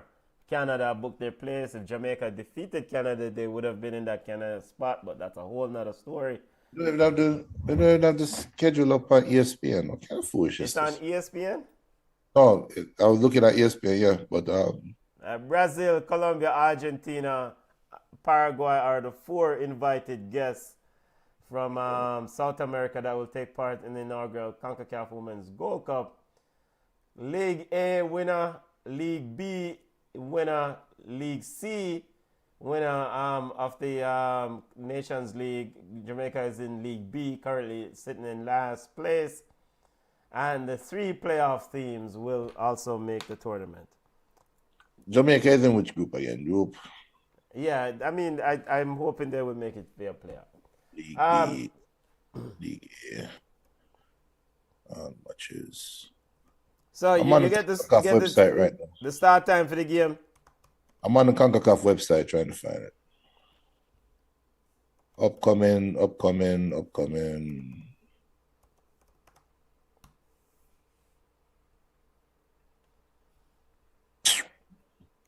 Yo, they not even have a proper site up. What kind of trippiness this, man? Yeah, I mean, we can pull it right here, man. Hey, people. You see, people have sense, you know. Them not go school, go on bench, you know. All right, see ya. Sunday, 7 p.m. family. Reggaegirlz versus Guatemala. Junior drink rum from evening, so that's how I go. Game ended 1-1. Jamaica versus Panama ended 1-1. Reggaegirlz need a victory on Sunday against Guatemala. Final game in this group to actually make the playoff. Panama is sitting good. Panama looking to advance to the nation in the CONCACAF Gold Cup, but in the automatic spot by winning the group. Sitting on 7 points. Reggaegirlz sitting on 2 points in Group B. All right, engineer, I that know we are get ready for go my way out. Football family, connect with us on Instagram at Ball Chat Podcast. We're on Facebook at Ball Chat. We're also on X at Ball Chat 1, formerly Twitter. Yo, Reggaegirlz, stop sending up my blood pressure. Yo, Junior, we gone on the road now, family.